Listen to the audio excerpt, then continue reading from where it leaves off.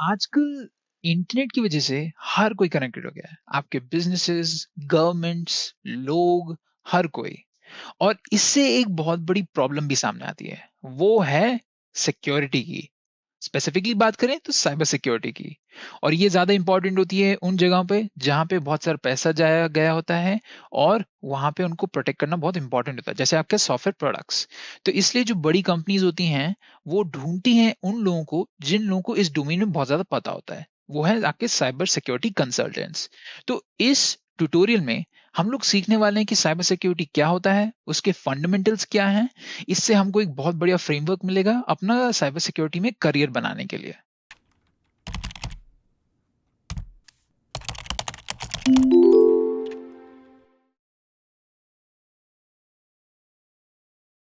Video को शुरू करने से पहले मैं आप लोगों को बताना चाहता हूँ ग्रेट लर्निंग एकेडमी के बारे में। ये एक फ्री इनिशिएटिव है जो ग्रेट लर्निंग ने चालू किया है। यहाँ पे आपको 200 से ज्यादा कोर्सेज मिलेंगे, जिसमें आपको हजारों घंटों का फ्री कंटेंट मिलेगा, और वो भी खूब सारी बड़ी इन डिमांड टॉपिक्स के ऊपर। और ये सब कंप्लीटली फ्री रहेंगे।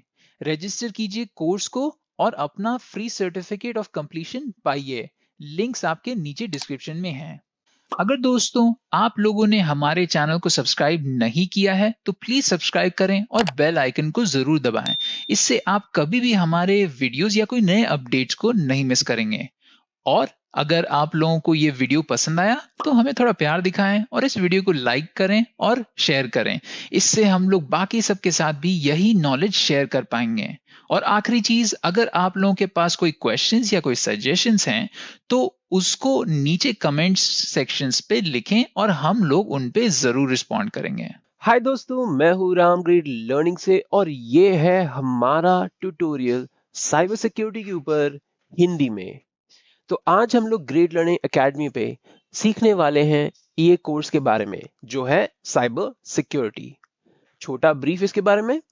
साइबर सिक्योरिटी एक ऐसी चीज है जो हमें अलाउ करती है हमारे नेटवर्किंग स्कोप कोई भी डायरेक्शन में सिक्योर करने के लिए। जैसे उसका नाम बताता है वैसे उसका काम है साइबर सिक्योरिटी। तो कोई भी साइबर डोमेन में कोई चीज काम हो रही है तो उसको सिक्योर करने के लिए हम लोग साइबर सिक्योरिटी के बारे में सोचते हैं। तो चलिए अब हम लोग इस ट्यूटोरियल को शुरू करेंगे। तो इस ट्यूटोरियल में हम लोग खूब सारी चीजें सीखने वाले हैं। कुछ चीजें हैं जैसे कि साइबर सिक्योरिटी क्या होता है, तो मैं थोड़ा और डिटेल में जाऊंगा और आपको एक्सप्लेनेशन दूंगा कि साइबर सिक्योरिटी क्या है और हम लोग उसको कैसे यूज कर सकते हैं। और फिर हम लोग बात करेंगे की कंसेप्ट ऑफ साइबर सिक्योरिटी के बारे में, जो मेन कंसेप्ट हैं जो साइबर सिक्योरिटी में यूज होते हैं फंडामेंटल्स की तरह। फिर हम लोग बात करने वाले हैं पॉपुलर अटैक्स के बारे में, कौन कौन से पॉपुलर अटैक्स होते हैं और जनरल उनके एग्जाम्पल्स क्या हैं। और फिर सिक्योरिटी गोल्स और उनके इम्प्लीमेंटेशन के बारे में बात करेंगे। फिर हम लोग बेसिक सिक्योरिटी सिस्टम के बारे में बात करेंगे। और चलिए अब हम लोग फिर शुरू करते हैं कि what is cyber security, cyber security क्या होता है। तो जैसे मैंने आप लोग को इंट्रोडक्शन में बताया, साइबर सिक्योरिटी एक ऐसी चीज है जो हमें सिक्योरिटी प्रोवाइड करती है हमारे साइबर डोमेन में। तो साइबर का मतलब क्या होता है? तो साइबर का अगर आप लोग इंग्लिश में डेफिनेशन देखें, अगर गूगल जो बताती है वो है कि relating to, it's a adjective which tells us relating to anything that is computers, culture of computers और information technology और virtual reality। अब इसका हिंदी में मतलब ये हो गया कि वो एक ऐसा शब्द है साइबर जो आपको हेल्प करता है डिस्क्राइब करने में कोई भी चीज जो रिलेटेड है आपके कंप्यूटर से, आपके कंप्यूटर्स के कल्चर से, या आपके इंफॉर्मेशन टेक्नोलॉजी से, आपके नेटवर्किंग कॉन्सेप्ट से, या आपके वर्चुअल रियलिटी से।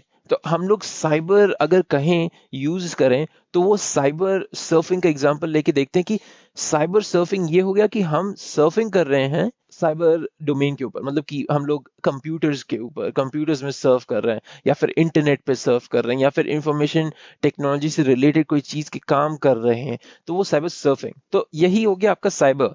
तो अगर वापस आए साइबर सिक्योरिटी की बात करें तो ये सिक्योरिटी एस्पेक्ट की बात करता है जो आपके कंप्यूटर्स में प्रेजेंट होती है, आपके इंफॉर्मेशन टेक्नोलॉजी, आपके नेटवर्किंग, आपके इंटरनेट और आपके वर्चुअल रियलिटी में प्रेजेंट होती है। तो ये एक बहुत ही इंपॉर्टेंट कॉन्सेप्ट है। आजकल की वर्ल्ड में, क्योंकि हम लोगों के पास खूब सारे डिवाइसेस हैं जो हम लोग यूज करते हैं इंटरनेट से कनेक्ट होने के लिए और उसका इस्तेमाल करने के लिए खूब सारी चीजों के लिए। तो उन सारी चीजों को प्रोटेक्ट करने के लिए हमें सिक्योरिटी चाहिए होती है। Cybersecurity is a protection of interconnected systems, including hardware, software, data, and from cyber attacks. इसका मतलब ये हो गया कि हम प्रोटेक्ट करना चाहते हैं अपने इंटरकनेक्टेड सिस्टम्स को। उसमें हार्डवेयर भी इंक्लूड हो सकता है, सॉफ्टवेयर भी, और जो डेटा होता है। तो उससे हम लोग इस पॉइंट पे आते हैं कि साइबर सिक्योरिटी से हम लोग क्या प्रोटेक्ट करना चाह रहे हैं। जनरली जब हम लोग साइबर सिक्योरिटी की बात करते हैं तो हम लोग कोई चीज को प्रोटेक्ट करने की बात करते हैं। तो कई बार ये चीजें जो प्रोटेक्ट करनी होती हैं वो हो सकता है हमारा डेटा, हमारा जो सॉफ्टवेयर होता है, या फिर हमारा हार्डवेयर। अब डेटा एक बहुत ही इंपॉर्टेंट चीज हो गई है आजकल की दुनिया में, क्योंकि डेटा हर जगह है और हम लोग इस डेटा को कलेक्ट करने लग गए हैं। जितनी बड़ी कंपनीज हैं वो डेटा कलेक्ट करती हैं बहुत सारे डिफरेंट टाइप्स के, और इस डेटा को कलेक्ट करके वो लोग बेसिकली इस्तेमाल करते हैं अपने बिजनेस प्रोसेस को इम्प्रूव करने के लिए। तो ये डेटा एक बहुत ही इंपॉर्टेंट एसेट बन जाता है। और सिर्फ डेटा ही नहीं, आपका सॉफ्टवेयर भी ले लीजिए या फिर आपका हार्डवेयर भी ले लीजिए, ये भी काफी इन्वेस्टेड आइटम्स हैं जिसमें खूब सारा कैपिटल इन्वेस्ट किया गया है और इनका इम्पोर्टेंस काफी हाई है। तो इनको प्रोटेक्ट करना बहुत मुश्किल है, क्योंकि कई बार लोग इन चीजों को ले सकते हैं। जैसे हार्डवेयर, इस सॉफ्टवेयर को आप खराब कर सकते हैं, या फिर कोई इंपॉर्टेंट सॉफ्टवेयर हो गया जो काफी प्रोप्राइटरी एल्गोरिदम यूज करता है, अगर उसको कोई चुरा लेगा तो आपकी कंपनी की वैल्यू गिर सकती है। या फिर कोई डेटा की बात कर लें, कोई पर्सनल इंफॉर्मेशन है जो कोई भी हैकर हैक करके रिलीज कर सकता है आपके डार्क वेब पे। तो ये सारी चीजें बहुत इंपॉर्टेंट हो जाती हैं प्रोटेक्ट करने के लिए। डेटा अगेन मैं फिर से बता देता हूँ कि बहुत इंपॉर्टेंट होता है। एक एग्जांपल दूं आप लोगों को, तो कि डेटा कितना सिक्योरिटी कितनी फिकल हो सकती है। हर जगह लोग डेटा को नहीं ठीक से रखते हैं, उसका उसकी प्रोटेक्शन ठीक से नहीं करते हैं। एक एग्जांपल होगा कि जब भी आप कभी होटल जाते हैं तो आप अपना पर्सनल डेटा देते हैं होटल को। अब होटल को ये डेटा चाहिए होता है क्योंकि वो कंफर्म करना चाहते हैं कि आप एक एक्चुअल पर्सन हैं जो जिनका एक प्रूफ ऑफ आइडेंटिटी है। तो वो उनको चाहिए रहता है, तो वो रूम्स आपको उसके बिना नहीं देते हैं। तो आप उनको दे देते हैं ये समझ के कि वो आपका डेटा कहीं और शेयर नहीं करेंगे। हाँ, ये हो सकता है कि होटल नहीं शेयर करेगा, वो अपने ही डेटा बेसिस में रखा रहेगा, पर ये होटल का जो डेटाबेस है वो कितना सिक्योर है ये आपको नहीं पता। आप बस इस गारंटी के साथ जा रहे हैं कि हाँ इनका सिक्योर है, आप ये खुद चेक भी नहीं कर सकते। तो ये सोचिए कि आपने अपनी सारी डिटेल्स दे दी हैं, जैसे आपका नाम, आपका एड्रेस, आपका फोन नंबर, आपके क्रेडिट कार्ड डिटेल्स, और ये सब उनके पास स्टोर्ड है। अब अगर कोई हैकर आके इसको हैक कर लेता है तो वो ये डेटा ले सकता है और उसका गलत इस्तेमाल कर सकता है। अब ये किस पे डिपेंड करेगा कि वो हैक कर पाएगा कि नहीं? आपके होटल की सिक्योरिटी पे। अब आपको कितने होटल्स पता हैं जिनकी सिक्योरिटी काफी स्ट्रांग है? सिर्फ हाई क्लास वाले, छोटे होटल्स में ऐसा नहीं रहता है।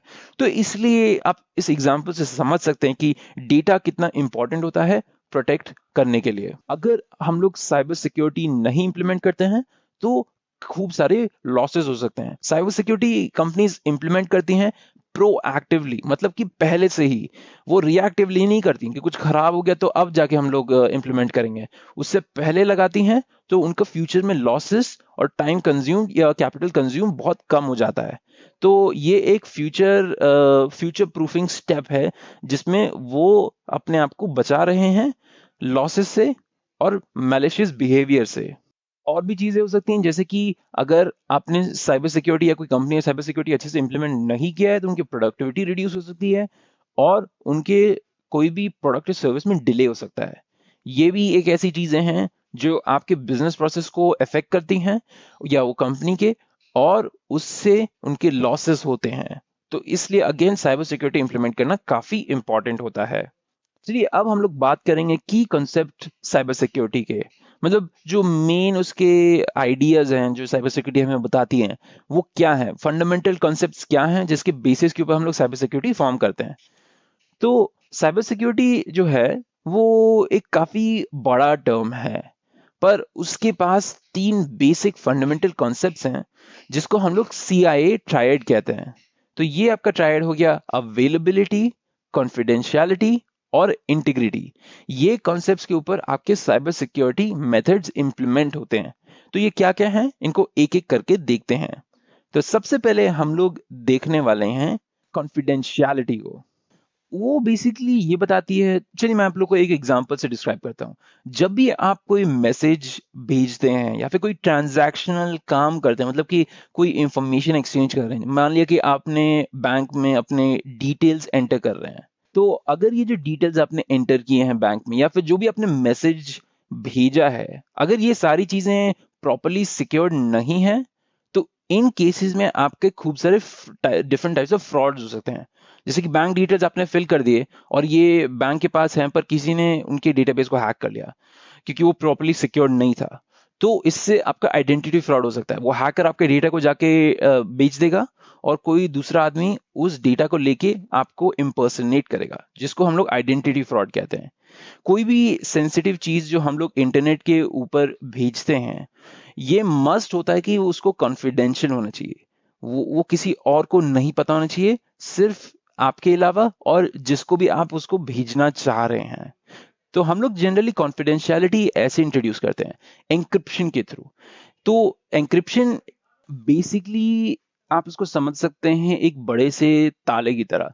ये जो लॉक है, ये ताला है, ये आप अपने डेटा पे लगा देते हैं। तो आप इसको जैसे ही अपने डेटा पे लगा देते हैं, उसको कोई भी नहीं अंडरस्टैंड कर सकता है। वो बेसिकली आपको अलाउ करता है आपके डेटा को सिक्योर करने के लिए। और एंक्रिप्शन बेसिकली आपके कोड, आपके डेटा को लेता है, उसको स्क्रैम्बल कर देता है एक की के साथ। मतलब कि वो डेटा को स्क्रैम्बल कर देगा, तो अगर वो इंटरनेट के थ्रू जा रहा है और कोई भी उसको ऐसे ही पकड़ लेता है, तो उसको समझ में नहीं आएगा कि ये डेटा है क्या। पर वो जब रिसीवर्स एंड पे जाता है, तो रिसीवर के पास भी एक इसके लिए की रहेगी, जिसके साथ वो ये डेटा को डीक्रिप्ट कर सकता है।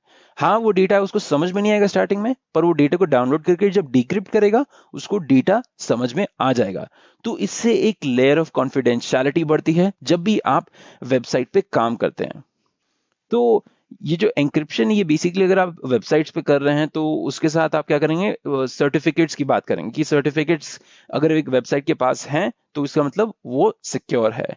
तो ये बेसिकली कॉन्सेप्ट हो गया है आपके टेक्स्ट को लेने के लिए और टेक्स्ट को लेके साइफर टेक्स्ट में कन्वर्ट करने के लिए, वही बिगड़ा हुआ टेक्स्ट जिसको कोई और समझ में नहीं पाए, कोई समझ में नहीं पाएगा। जैसे कि आपके जीमेल ले लीजिए या फिर आईफोन ले लीजिए या फिर व्हाट्सएप ले लीजिए, ये सब प्रायोरिटाइज करते हैं आपके डेटा को एनक्रिप्ट करने के लिए। जब भी आप व्हाट्सएप मैसेज भेजते हैं, तो आपको मैसेज आता है ना, ऊपर एक नोटिफिकेशन आएगा या फिर आपको लिखा हुआ आएगा कि हमारा जो भी डेटा है, आप जो भेजते हैं, वो हमेशा एनक्रिप्टेड रहता है उनके एंड से। तो इससे कोई भी उस डेटा को इजीली पकड़ नहीं सकता और उसको यूज नहीं कर सकता आपके अगेंस्ट। या फिर कोई भी इंफॉर्मेशन को समझ लीजिए जो काफी सेंसिटिव है, मे बी गवर्नमेंट इंफॉर्मेशन है, जो एक्सचेंज होनी है कॉन्फिडेंशियली, तो हम लोग आइडियली क्या करेंगे, आइडियली सारी चीजों को लेंगे और उनको एनक्रिप्ट कर देंगे। ठीक है, तो ये था हमारा कॉन्फिडेंशियलिटी। अब हम लोग बात करेंगे इंटीग्रिटी की। कोई चीज कब इंटीग्रल होती है या फिर कोई चीज कब नहीं इंटीग्रल होती है। जब भी आप डेटा देखते हैं कि जा रहा है सेंडर से आपके रिसीवर तक, तो कई बार वो डेटा अगर चेंज हो जाता है, जैसे कि आपने भेजा हेलो वर्ल्ड, सेंडर्स, आप सेंडर हैं, आपने वर्ड भेजा हेलो वर्ल्ड और वो रिसीवर के पास जाता है और रिसीवर को मिलता है हेलो आइसक्रीम, तो इसका मतलब डेटा चेंज हो गया, इसका मतलब डेटा इंटीग्रल नहीं हुआ है, मतलब डेटा के साथ कुछ हुआ था। तो इससे हमें पता चल जाता है कि इंटीग्रिटी नहीं है डेटा के पास और कोई पॉसिबल ब्रीच हो सकता है, या फिर उसका मतलब कि कोई भी ऐसा हो सकता है कि किसी ने उसको छुआ है और उसके साथ कोई गड़बड़ की है।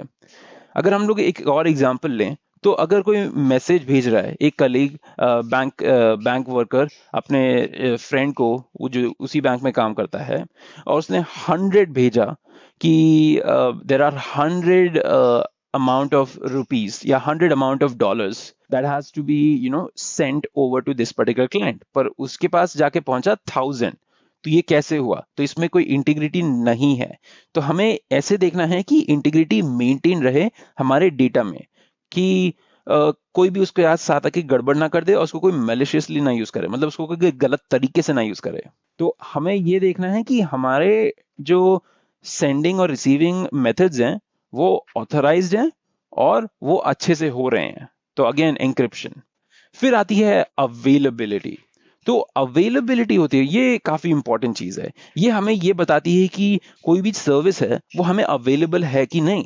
अगर हम लोग एग्जांपल लें कि आप लॉग इन करना चाहते हैं जीमेल में, जब भी आप लॉग इन करेंगे तो आप अपने क्रेडेंशियल्स देंगे, और जैसे ही आप अपने क्रेडेंशियल्स देते हैं एक सर्वर आपके क्रेडेंशियल्स को वैलिडेट करेगा, आपके लॉगिन को वैलिडेट करेगा, कि देखेगा कि ये क्रेडेंशियल्स सही हैं कि नहीं। तो इससे बेसिकली आप बेसिकली लॉग इन कर पा रहे हैं। पर ये समझिए कि अगर कोई आर्मी ऑफ बॉट्स है, बॉट्स हो गए आपके छोटे छोटे ऑटोमेशन रोबोट्स जो कुछ भी ऑटोमेटेड चीजें कर सकते हैं। जैसे कि आपने लॉग इन किया, अगर वो आप बॉट के थ्रू करना चाहें तो वो हो सकता है ऑटोमेटेडली।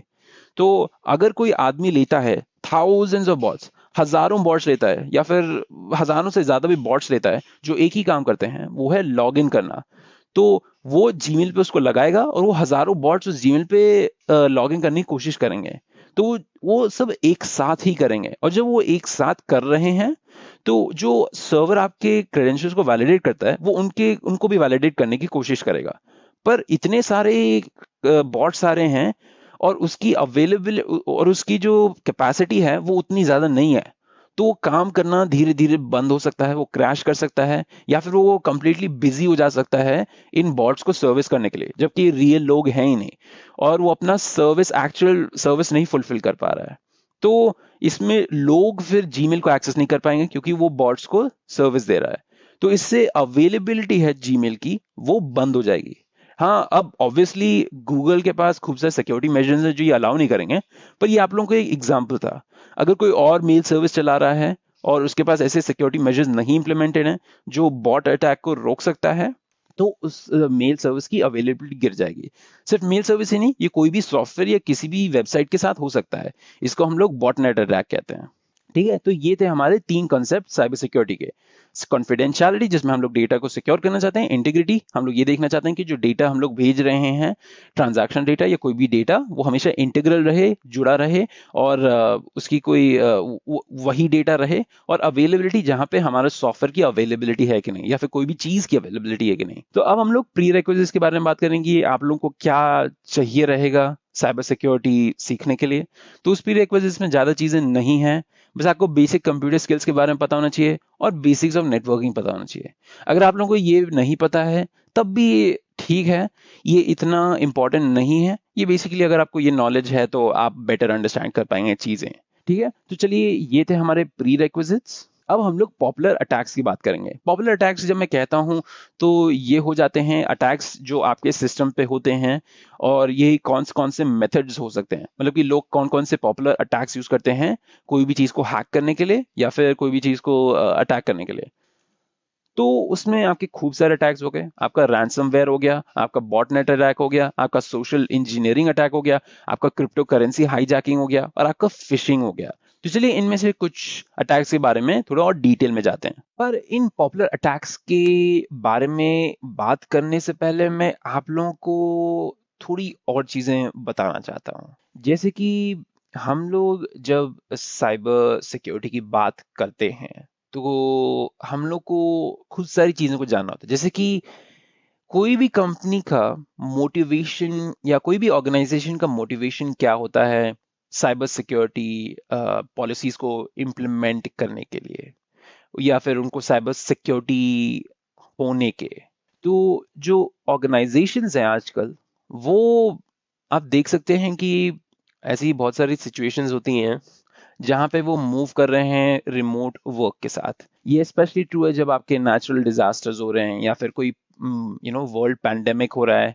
तो इसमें लोग ऑफिस आके नहीं काम कर सकते हैं, इसमें जनरली रिमोट वर्क होता है जो आपका होता है इंटरनेट के थ्रू। मतलब कि आप कोई भी काम कर रहे हो, कोई ये नहीं है कि कौन सा काम कर रहे हैं, कोई भी काम हो वो आपका इंटरनेट के थ्रू होगा जब आप रिमोटली काम कर रहे हैं। आप उनके इंट्रानेट नहीं यूज कर रहे हैं, आप उनका डायरेक्ट एक्सेस कर रहे हैं थ्रू इंटरनेट। तो यहाँ पे सिक्योरिटी की बात फिर से आ जाती है, काफी इंपॉर्टेंट, क्योंकि आप डेटा इंटरनेट के ऊपर ट्रैफिक कर रहे हैं तो इसको आपको देखना होगा कि आपका जो डेटा जा रहा है या आ रहा है वो कॉन्फिडेंटली सिक्योर है कि नहीं। क्योंकि इतने सारे लोग जब घर से काम कर रहे होते हैं, रिमोटली काम कर रहे हैं, दूर से काम कर रहे हैं, तो ये आपके जरिए खोल देता है जहाँ पे आपके और अटैक्स हो सकते हैं कंपनी पे, क्योंकि इतने सारे लोग इतने सारे जगहों से काम कर रहे हैं, तो ऑब्वियसली आपकी पॉसिबिलिटी बढ़ेगी ही बढ़ेगी। तो जो ऑर्गेनाइजेशंस हैं वो on a system, on premise hardware, on premise services से शिफ्ट अवे कर रहे हैं, क्योंकि उससे क्या है कि वो लोग एक्चुअली रिलाई करना चाहते हैं क्लाउड सर्विसेज पे, जो काफी ज्यादा चीपर भी हैं और उनको सिक्योरिटी ऑप्शंस खूब सारे देते हैं। ये जो क्लाउड सर्विसेज हैं ये आपके प्रोवाइड करते हैं आपकी कंपनी, जैसे आपका गूगल हो गया वो क्लाउड प्रोवाइडर है, आपका अमेजोन हो गया वो AWS के थ्रू आपको क्लाउड सर्विसेज प्रोवाइड करता है, आपका माइक्रोसॉफ्ट अज्योर के थ्रू करता है, और आपका IBM भी क्लाउड सर्विस प्रोवाइड करता है। तो ये इनको बहुत सारी फ्लेक्सिबिलिटी देता है, और ये जो प्लेटफॉर्म्स हैं ये काफी ग्रेटर सिक्योरिटी उनको देती हैं, क्योंकि उन लोगों ने ऑलरेडी अपना सेटअप करके रख लिया है ये जितनी भी क्लाउड सर्विसेज हैं, और इनमें आपके अटैक्स कम होते हैं। और आपके अगर ऑन प्रेमिस हार्डवेयर है तो उसको मेंटेन करने के लिए, उसको अपकीप करने के लिए आपको लोग चाहिए साइट पे, और आजकल ऐसा इतना पॉसिबल नहीं है क्योंकि इतने सारे लोग दूसरी दूसरी जगहों से काम कर रहे हैं। और जो आपकी कंट्रीज भी हैं वो भी और खूब ज्यादा तगड़ी हो रही हैं इन पॉलिसीज के साथ। जो आपका जो यूरोपियन GDPR कंप्लायंस है वो इसका एक एग्जाम्पल है। कोई भी इस कंप्लायंस के अगेंस्ट वायलेशन होता है तो आप देख सकते हैं कि वो पार्टी जो वायलेट कर रही है उसको बहुत बड़ी फाइन्स दिए जाएंगे। जो एप्स और वेबसाइट्स हैं वो अपनी प्राइवेसी पॉलिसीज चेंज कर रहे हैं मैच करने के लिए इस GDPR कंप्लायंस के साथ। तो ये प्राइवेसी पॉलिसी इसलिए चेंज कर रहे हैं, और आपने देखा ही होगा कि खूब सारे ऐप्स आपको बता रहे हैं कि we are changing a privacy policy, तो आप उसको पढ़ना चाहेंगे कि नहीं? तो ये देख सकते हैं, ये आपको बताता है कि आजकल का ट्रेंड क्या है मोर सिक्योर डेटा के लिए, मतलब कि अपने डेटा को आप और कैसे प्राइवेट रख सकते हैं। तो यूरोप में GDPR कंप्लायंस है और उसकी वजह से खूब सारी कंपनीज चेंज कर रही हैं। और आपके पास इंटरनेशनल स्टैंडर्ड्स भी हैं, जैसे आपका ISO 2001 हो गया, या फिर आपका ISO 2001-8 हो गया। तो ये भी आपके स्टैंडर्ड्स हैं आपको जो बताते हैं।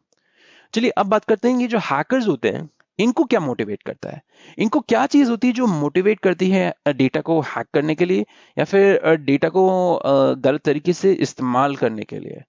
तो आजकल की जो दुनिया है, मार्केट है, वहां पे वो एक डेटा ड्रिवन मार्केट है, और जो डेटा का वैल्यू है वो काफी ऊपर जा चुका है। अगर आप डेटा का वैल्यू अभी कंपेयर करें आप 20 साल पहले से, तो काफी डिफरेंस मिलेगा। आजकल हर डेटा की वैल्यू होती है, और ये पहले इतना पॉसिबल नहीं था। और डेटा की अगर इतनी वैल्यू है तो फिर आपको लोग मिलेंगे जो उस डेटा को चुराना चाहते हैं। आपके एक्चुअली 3 टाइप के हैकर्स होते हैं। एक तो आपका ब्लैक हैट हैकर हो गया। ये जो ब्लैक हैट हैकर्स होते हैं ये बेसिकली आपके ऑर्गेनाइजेशन को हार्म करना चाहते हैं। तो ये आपके वो वाले हैकर्स हो गए जो आपको मूवीज में होते हैं, बैड गाइस। फिर आपके वाइट हैट हैकर्स होते हैं। ये हैकर्स जो होते हैं ये एथिकल हैकर्स होते हैं, और आप एथिकल से ही देख सकते हैं कि ये जो हैकर्स हैं ये अच्छा काम करते हैं, ये कंपनीज को मदद करते हैं और ये गवर्नमेंट्स की हेल्प करते हैं। तो ये quote on quote good guys हैं। फिर आपके ग्रे हैट हैकर्स हो गए, जो आपके ब्लैक हैट हैकर्स हुआ करते थे पर वो चेंज होके वाइट हैट हैकर्स हो गए हैं, जो पहले गलत तरीके से इस्तेमाल करते थे अपनी स्किल का, और अब अच्छे तरीके से इस्तेमाल करते हैं क्योंकि वो पकड़े गए, या फिर उनको अपना यू नो हुआ कि मुझे अब चेंज करना है अपने आप को, ऐसी चीजें। ठीक है, तो ये थी कुछ चीजें जो मैं आप लोगों को बताना चाहता था। और अगर एग्जांपल देना चाहूँ इन हैकर्स के बारे में, तो अगर आप WannaCry अटैक के बारे में जानते हैं तो वो एक ग्रे हैट हैकर्स ने किया था। तो वो बेसिकली इंफॉर्मेशन को चुराना चाहते हैं, वो फियर और केओस मचाना चाहते हैं, मतलब कि वो चाहते हैं कि लोग डरे रहें और हमेशा हड़बड़ी रहे, कोई वो नहीं रहे कि द आइडिया ऑफ मतलब कि पीस नहीं रहे। वो डिस्टर्ब करना चाहते हैं इंटीग्रल स्ट्रक्चर्स को, वो फाइनेंशियल लॉस करवाना चाहते हैं कंपनीज को, और वो रेपुटेशन डैमेज करना चाहते हैं, और वो कभी कभी रिलीजियस प्रोपेगेंडा भी प्रोपेगेट करना चाहते हैं। तो ये हो सकते हैं आपके मोटिवेशंस आपके हैकर्स के लिए। तो 3 टाइप ऑफ आपके साइबर क्राइम होते हैं। एक तो कंप्यूटर असिस्टेड क्राइम होता है जिसमें आपके कंप्यूटर्स हेल्प करते हैं कोई भी अटैक करने के लिए, जैसे आपका मैंने आपको जीमेल अटैक के बारे में बताया था ना, तो वो आपका डिनायल ऑफ सर्विस वाला अटैक हो गया, या फिर अवेलेबिलिटी वाला अटैक हो गया। तो फिर आते हैं आपके कंप्यूटर एज टारगेट क्राइम्स, जिसमें लोग कंप्यूटर्स को खुद टारगेट करते हैं। ये आपके रैंसमवेयर अटैक्स हो गए, जिसमें आप किसी कंप्यूटर को लॉक कर देते हैं, दूर से कोई भी कंप्यूटर लॉक हो जाता है और फिर वो आपसे रैंसम मांगता है, मतलब आपको बेसिकली ब्लैकमेल कर रहा है कि अगर मुझे पैसे नहीं दोगे तो मैं तुम्हारा डेटा लीक कर दूंगा या फिर तुम्हारी इंफॉर्मेशन लीक कर दूंगा। फिर आता है आपका computer incident to the crime. तो ये हो गए आपके 3 टाइप ऑफ साइबर क्राइम। ठीक है, सन 2025 तक जितने भी ऑर्गेनाइजेशंस हैं वो इन अटैक्स के थ्रू जा चुके होंगे, वो एक्सपीरियंस कर चुके होंगे। ये जो जितने भी टाइप ऑफ क्राइम्स मैंने आपको डिस्क्राइब किए, ये ऑलमोस्ट एवरी ऑर्गेनाइजेशन के साथ हो सकेगा, मतलब एटलीस्ट 2025 तक। तो ये प्रिडिक्शन है, जनरल कंसेंसस है। तो जो इम्प्लीमेंटेशन साइबर सिक्योरिटी है वो और ज्यादा इंपॉर्टेंट हो गया है। तो जो क्वेश्चन है अब आता है वो है कि ये कब, वो कब का नहीं है, वो इस चीज का नहीं है कि वो अगर अटैक्स होंगे कि नहीं। वो क्वेश्चन अब हो जाता है कि ये अटैक्स कब होंगे और कितने बड़े स्केल पे होंगे। ठीक है, सबसे पहले आपका जो अटैक हो गया, जो मैं आप लोगों को बताना चाहता हूं, वो है रैंसमवेयर। इसका मैंने आप लोगों को छोटा ब्रीफ दिया कि रैंसमवेयर क्या होता है। वो बेसिकली आपके कंप्यूटर्स को लेता है, कोई पर्सनल कंप्यूटर्स हो सकता है या फिर कोई नेटवर्किंग ऑफ कंप्यूटर्स हो सकता है, और उसको वो बेसिकली लॉक कर देता है और उसमें जो भी इंफॉर्मेशन है उसको एक्सेस कर ले सकता है। तो ये बेसिकली आपका रैंसम कर रहा है आपके कोई भी सॉफ्टवेयर या फिर आपके कोई भी कंप्यूटर को। ठीक है, तो ये अटैक काफी पॉपुलर है और आजकल इस अटैक्स की जो फ्रीक्वेंसी है वो काफी ज्यादा बढ़ गई है। एक काफी बढ़िया से एग्जांपल दूं आप लोगों को, तो वो है WannaCry का एग्जांपल। तो ये काफी फेमस अटैक है जो हुआ था। इसमें $300 मिलियन से ज्यादा लॉस हुआ था। जब डेटा जो था, जो भी आदमी इस नेटवर्क में आकर डेटा लिया था, उससे बहुत बड़ा लॉस हुआ था। तो उन लोगों ने क्या किया था, जिन्होंने ये WannaCry अटैक किया था, उन लोगों ने बेसिकली जो डेटा को ब्लॉक कर दिया था, उसको उन लोगों ने विदहोल्ड किया जब तक उनकी डिमांड्स पूरी नहीं भर गई। वो थी कि उनको पैसे मिले। ठीक है, तो ये अटैक हुआ था आपके मई 2017 में, और इसमें आपका WannaCry ransomware crypto worm use हुआ था, जिसने आपके कंप्यूटर्स को टारगेट किया था जो माइक्रोसॉफ्ट विंडोज ऑपरेटिंग सिस्टम को चला रहे थे। और उन लोगों ने क्या किया, इस क्रिप्टो वर्म ने बेसिकली पूरे पूरे डेटा को एनक्रिप्ट कर डाला। और फिर उन लोगों ने जब वो पूरा डेटा एनक्रिप्ट हो गया, तो उन लोगों ने बोला कि मुझे या फिर उन लोगों को पैसे चाहिए रैंसम में, और उन लोगों ने बिटकॉइन में मांगा। बिटकॉइन एक ऐसी क्रिप्टो करेंसी है जो इंटरनेट पे यूज होती है।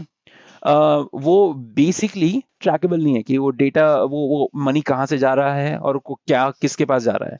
तो वो काफी अनोनिमिटी बनाए रखता है। तो आप देख सकते हैं कि उन्होंने कितने सारे अच्छे अच्छे मेजर्स लेके रखे थे, पहले से ही पूरा प्लान था और वो सक्सेसफुल थे। ठीक है, तो ये था हमारा रैंसमवेयर का attack. As a cyber security consultant आपका ये काम रहेगा कि आप इसको प्रोएक्टिवली कैसे अवॉइड करें, क्योंकि ये जो अटैक्स होते हैं ये आपके काफी डैमेजिंग अटैक्स रहते हैं। तो इनको डेफिनेटली डेफिनेटली अवॉइड करना चाहिए। तो इसके लिए हम लोग खूब सारे मेजर्स लेंगे जिनसे ये अटैक जो है ये फ्यूचर में अवॉइड हो सके। जैसे कि आप बैकअप्स क्रिएट करें अपने डेटा का, तो अगर वो लॉक हो जाए तो सिर्फ वही एक जगह नहीं है जहाँ पे सारा डेटा लॉक है। आप अपने नेटवर्क को सेगमेंट कर रहे हैं, तो इससे अगर एक पार्ट हो गया आपका नेटवर्क का जो लॉक हो गया है, वो उससे दूसरे पार्ट्स नहीं लॉक हुए हैं, और आप अपने नेटवर्क को कंटिन्यूसली मॉनिटर करते रहेंगे। जब कोई भी हल्का सा भी कोई अनॉमली हो आपके नेटवर्किंग में, तो आपको उससे पता चल जाए कि हाँ कोई ब्रीच करने की कोशिश कर रहा है मेरे नेटवर्क में, और इससे आप उसको जल्दी से जल्दी डिटेक्ट कर लें और फिर उस इशू को फिक्स कर दें, उस होल को प्लग कर दें। तो इससे आप अवॉइड कर सकते हैं रैंसमवेयर वाले अटैक्स।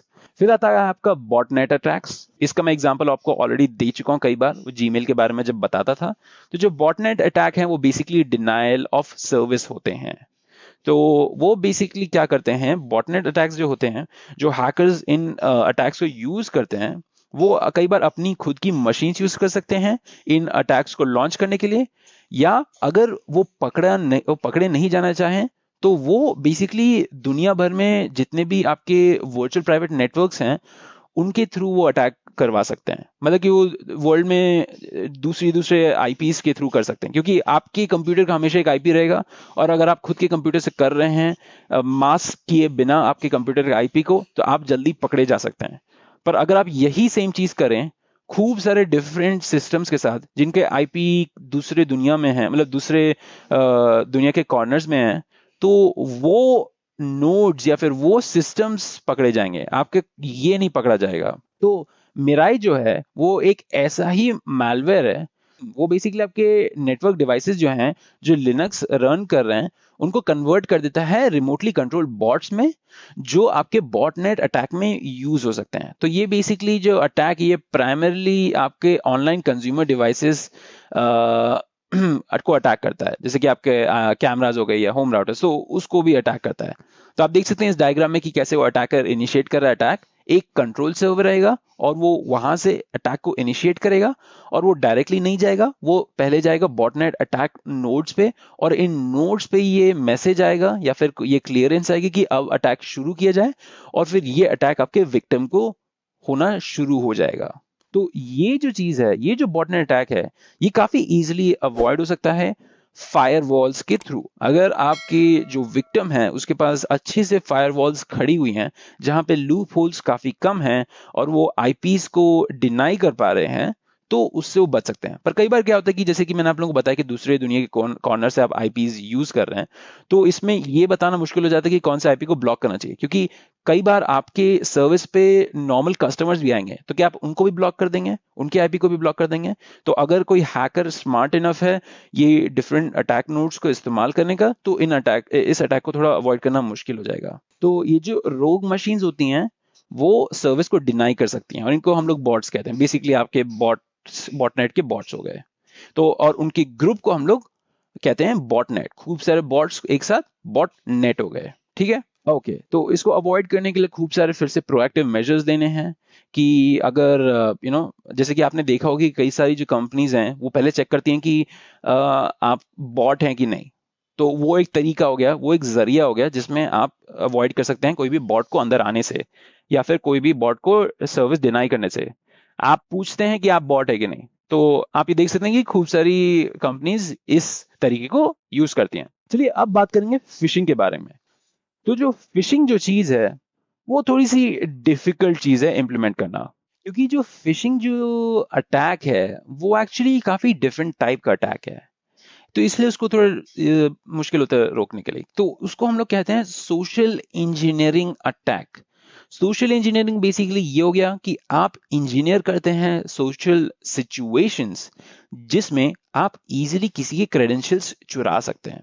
तो इसमें फिशिंग में क्या होगा कि आपका जो हैकर है वो आपके कोई भी अटैक्स नहीं करेगा, बेसिकली आपके क्रेडेंशियल्स को लेने की कोशिश करेगा डायरेक्टली।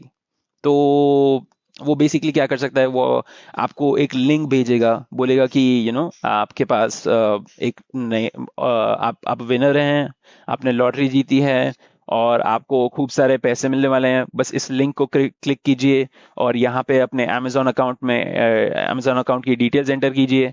तो इससे क्या होगा कि आप क्लिक करेंगे, अगर आपको नहीं पता फिशिंग के बारे में, और आप इसको क्लिक करते ही डेटा एंटर करेंगे जो एक फेक वेबसाइट रहेगी, तो उससे आप अपनी डिटेल्स एंटर कर रहे हैं, और जो हैकर है उसको पता चल जा रहा है कि आपके क्रेडेंशियल्स क्या है, तो वो उसके इस्तेमाल से आपके एक्चुअल अकाउंट को एक्सेस कर सकता है। या फिर अगर कोई लिंक नहीं है, तो वो आपको कोई वेबसाइट का लिंक नहीं है, तो वो आपको बेसिकली कोई फाइल देगा कि आप डाउनलोड कर लें, और कोई भी आदमी इस फाइल को डाउनलोड कर सकता है, और वो उसमें आपका एक मैलवेयर हो सकता है जो आपके क्रेडेंशियल्स को ले सकता है।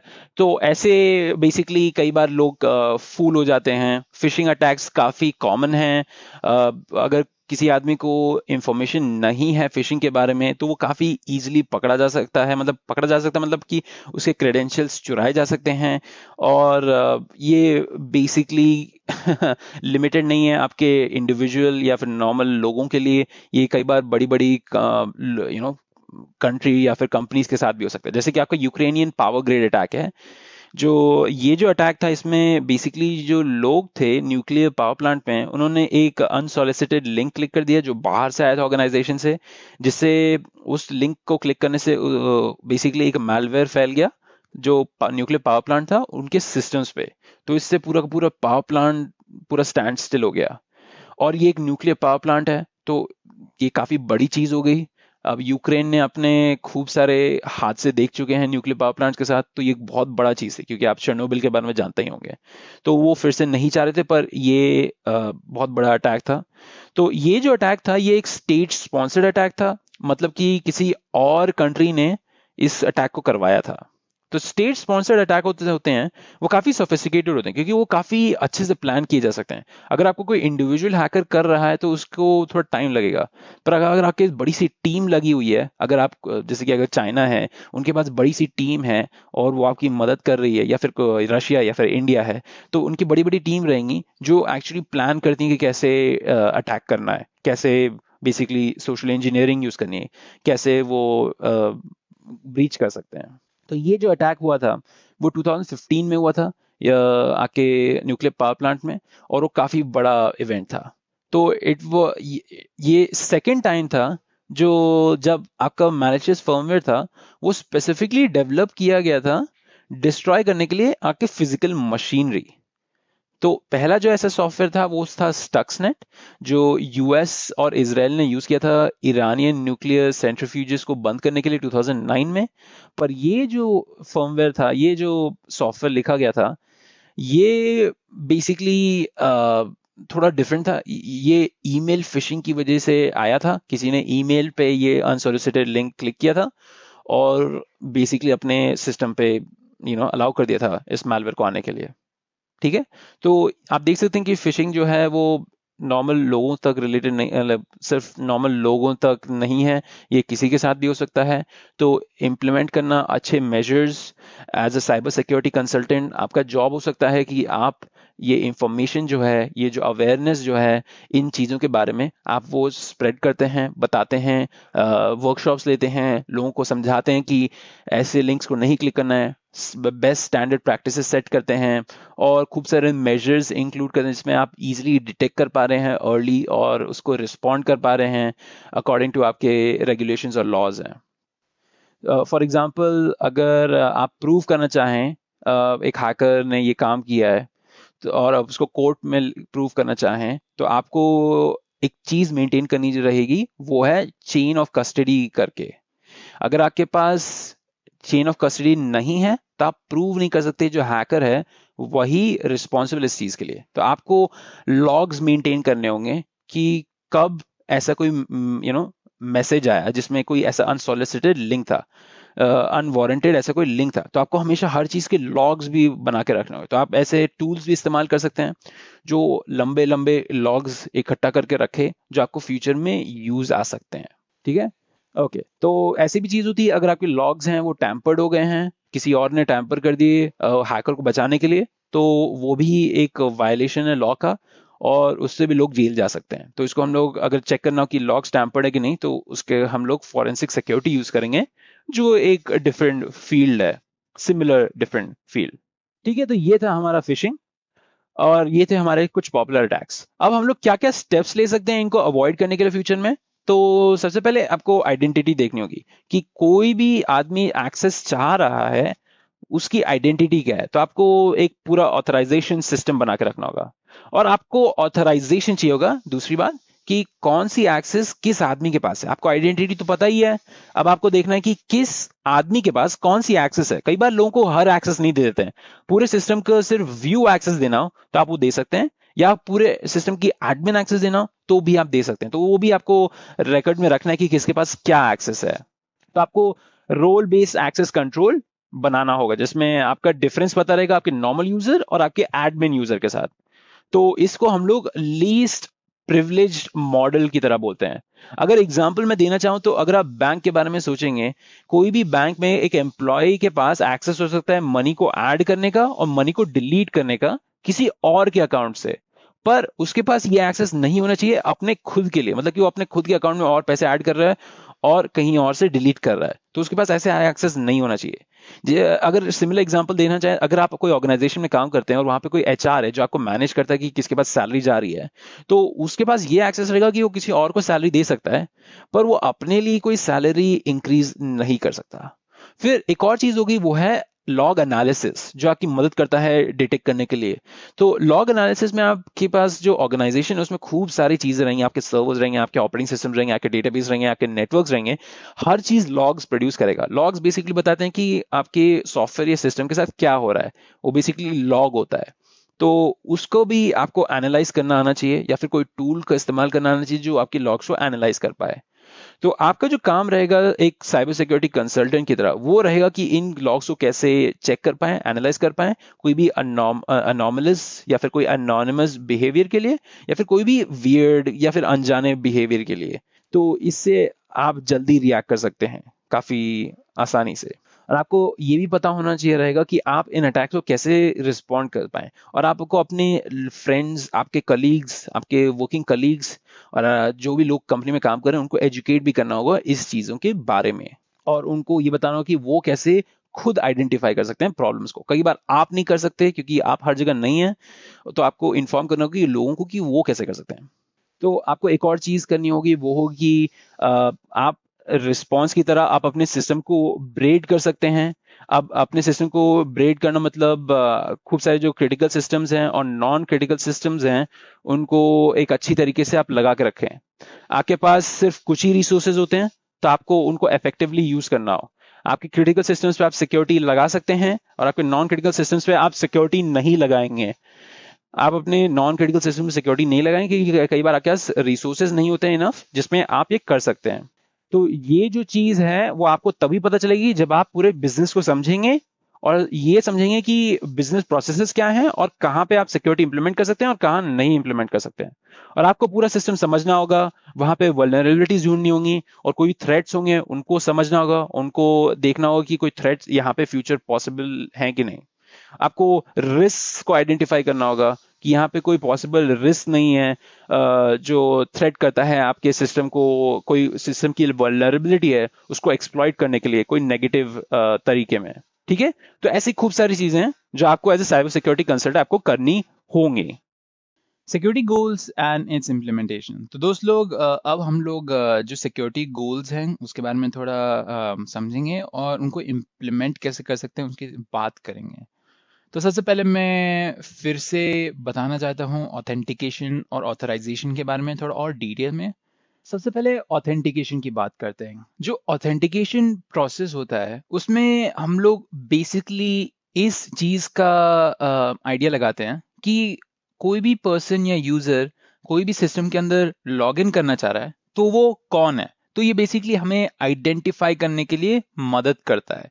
तो ऑथेंटिकेशन हमें ये बताता है कि आप कौन हैं, या फिर कोई भी एम्प्लॉय कोई भी ऑर्गेनाइजेशन में लॉग इन कर रहा है वो कौन है। तो ये यूनिकली आइडेंटिफाई होता है एक की के साथ। वो आपका यूजर नेम हो गया और वो पासवर्ड हो गया, तो उससे बेसिकली आपका ऑथेंटिकेशन होता है। तो आप सिर्फ एक लिमिटेड नंबर ऑफ लोगों को ऑथेंटिकेशन देंगे या ऑथेंटिकेट करेंगे। फिर आता है आपका ऑथराइजेशन। तो ऑथेंटिकेशन के बाद आता है कि आप कितने लेवल्स ऑफ एक्सेस दे रहे हैं इस पर्टिकुलर यूजर को।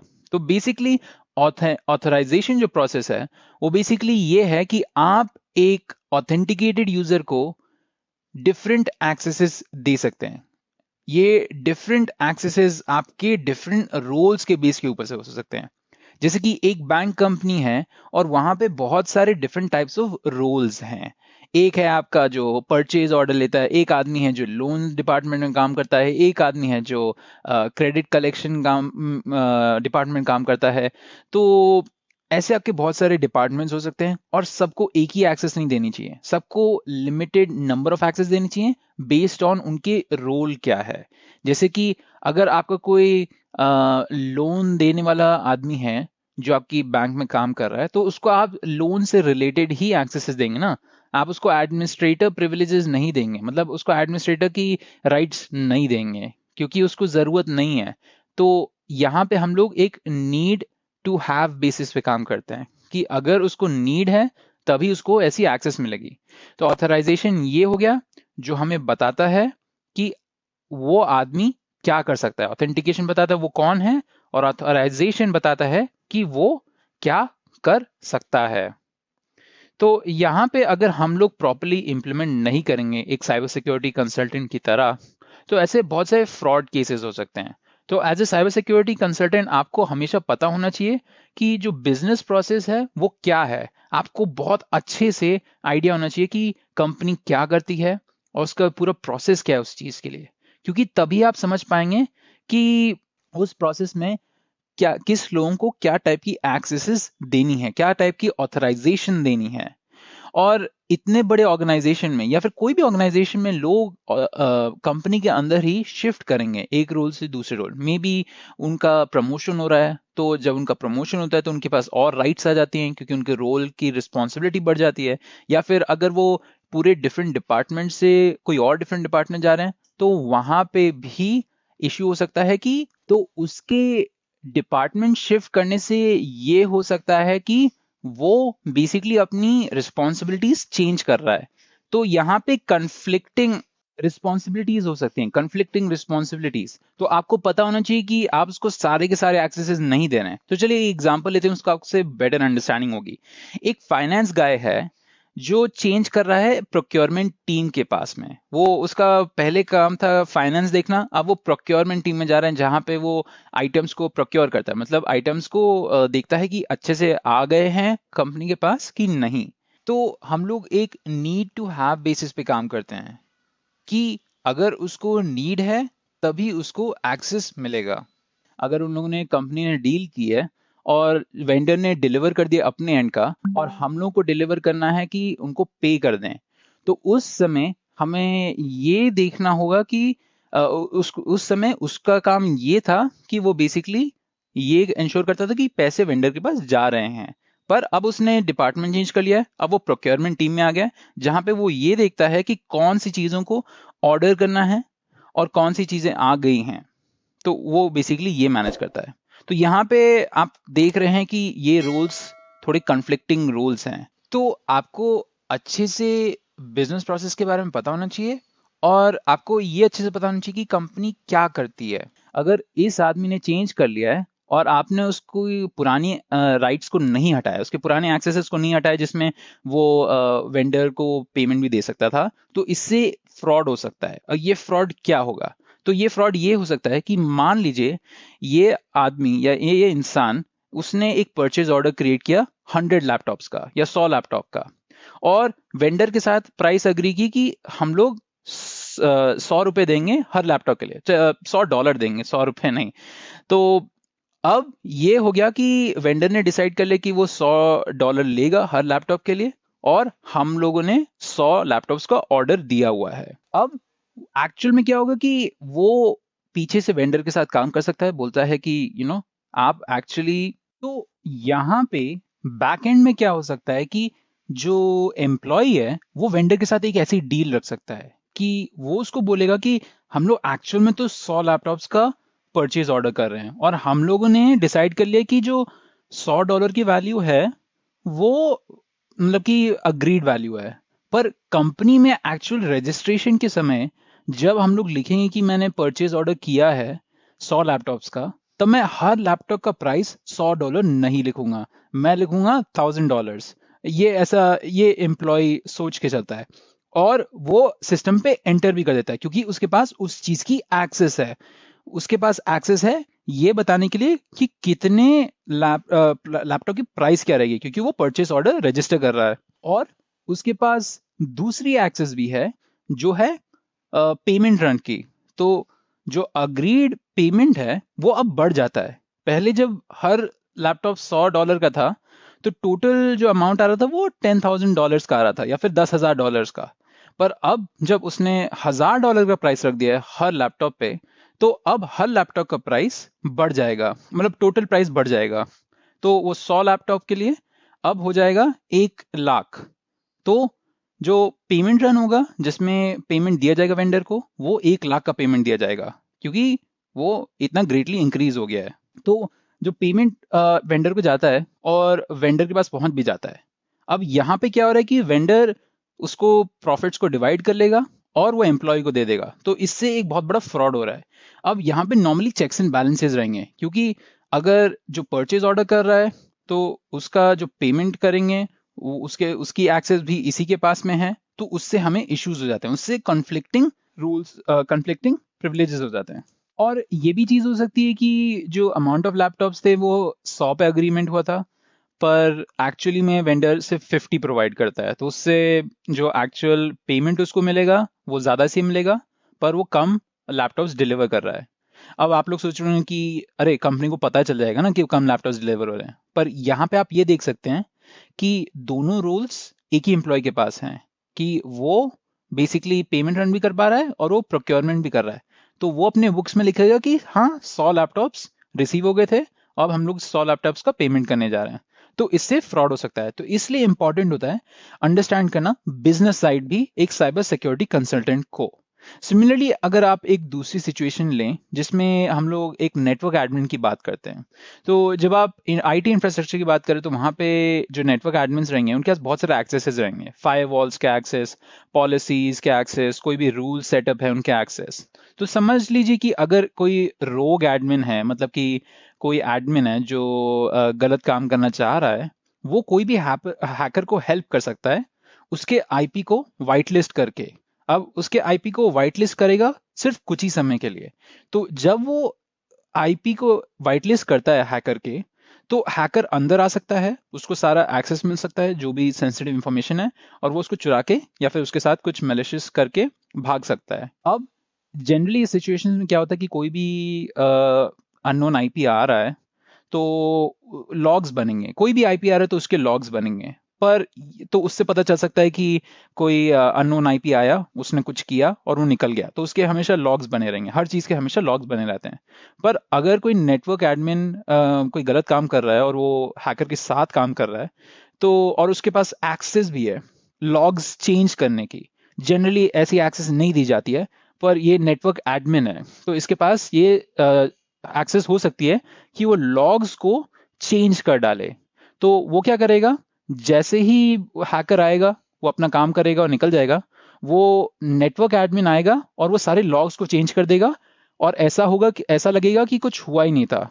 तो अगेन आप यहाँ पे देख सकते हैं कि उसके पास इतने सारे एक्सेसेस होने से एक कॉन्फ्लिक्ट हो जाता है और यहाँ पे फ्रॉड की पॉसिबिलिटी है। तो आपका job as a cyber security consultant होगा कि आपको अंडरस्टैंड करना हो कि कौन से लोग आपकी कंपनी में काम करते हैं, उनका रोल क्या है, वो बिजनेस में कैसे प्रोवाइड करते हैं, और उनको कौन कौन सी एक्सेसेस चाहिए और कौन कौन सी एक्सेसेस उनको नहीं चाहिए रहेंगे, और वो इस एक्सेसेस के साथ क्या काम भी करते हैं। अगर आप देखें रजिस्ट्रेशन मोस्ट वेबसाइट्स का, तो वो लोग फेसबुक या गूगल का ऑथेंटिकेशन के लिए यूज करते हैं। तो यहाँ पे आप नोट करेंगे जो गूगल और फेसबुक हैं वो बेसिकली ऑथेंटिकेशन तो दे देते हैं इन वेबसाइट्स को, बट वो कोई इंफॉर्मेशन नहीं देते हैं। बेसिकली आप जब भी क्लिक करेंगे कि I want to log in as in Google account, तो इंफॉर्मेशन गूगल के पास जाएगी, गूगल वैलिडेट करेगा आपको और फिर वो बोलेगा हाँ ये रहा इसका इंफॉर्मेशन, आप इसको एक्सेस दे दो अपने सिस्टम में। तो ऐसे लोग वेबसाइट्स में एक्सेस कर सकते हैं। तो यहाँ पे गूगल या फेसबुक आपकी आईडीज, आपके यूजर नेम या पासवर्ड्स नहीं शेयर कर रहे हैं वेबसाइट के साथ, वो एक सेट ऑफ रूल्स शेयर कर रहे हैं। तो ये जो सेट ऑफ रूल्स वो शेयर करते हैं वेबसाइट के साथ, उनको हम लोग सैमल रूल्स कहते हैं। तो यहाँ पे वो सिर्फ कुछ ही इंफॉर्मेशन देते हैं वेबसाइट्स को।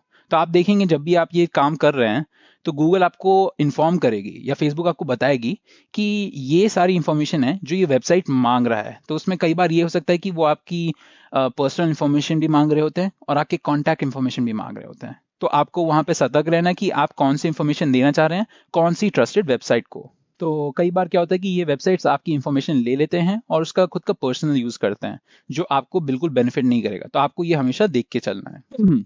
तो चलिए अब हम लोग कॉन्फिडेंशियलिटी और अकाउंटेबिलिटी की बात करेंगे फिर से इस मामले में। तो जो अकाउंटेबिलिटी है वो एक बहुत बड़ी चीज़ है यहाँ पे। अकाउंटेबिलिटी से हम लोग ये कहना चाहते हैं कि जो भी इंडिविजुअल कोई भी सिस्टम के अंदर काम करता है, अगर उसके पास कोई सर्टेन एक्सेसेस और कोई सर्टेन रिस्पॉन्सिबिलिटीज हैं कोई भी डेटा या कोई भी इंफॉर्मेशन के ऊपर, तो और उस सिस्टम में कभी कोई गलती हुई या फिर कोई चेंजेस हुए, तो वो पर्सन अकाउंटेबल रहेगा, मतलब वो पर्सन रिस्पॉन्सिबल रहेगा कोई भी चीज होने से, क्योंकि सिर्फ उसी के पास एक्सेस है। तो अकाउंटेबिलिटी एक बहुत बड़ी चीज है जब हम लोग सिक्योरिटी की बात करते हैं और इम्प्लीमेंटेशन की बात करते हैं। सबको बताना होता है कि आप किस चीज के लिए अकाउंटेबल हैं, क्योंकि एक मतलब कि आप एक पॉइंट तक आप सिर्फ सिक्योरिटी इम्प्लीमेंटेशन कर सकते हैं, फिर कई बार वो इंडिविजुअल्स पे डिपेंड करने लग जाता है, इसलिए आपको अकाउंटेबिलिटी भी लेके चलनी होती है। कई बार कंपनीज में क्या होता है कि कोई मेन अकाउंट्स हैं तो उसके जो पासवर्ड या फिर कोई भी कीज हैं वो शेयर्ड होते हैं लोगों के बीच में। इससे ना अकाउंटेबिलिटी का फैक्टर बहुत रिड्यूस हो जाता है और ये अच्छी बात नहीं है। जनरली अगर कोई आदमी है उसके पास कोई सर्टेन पार्ट का एक्सेस है और उस पार्ट में कुछ गलत हो जाता है तो हम लोग उसको होल्ड कर सकते हैं उस गलत होने के लिए अकाउंटेबल।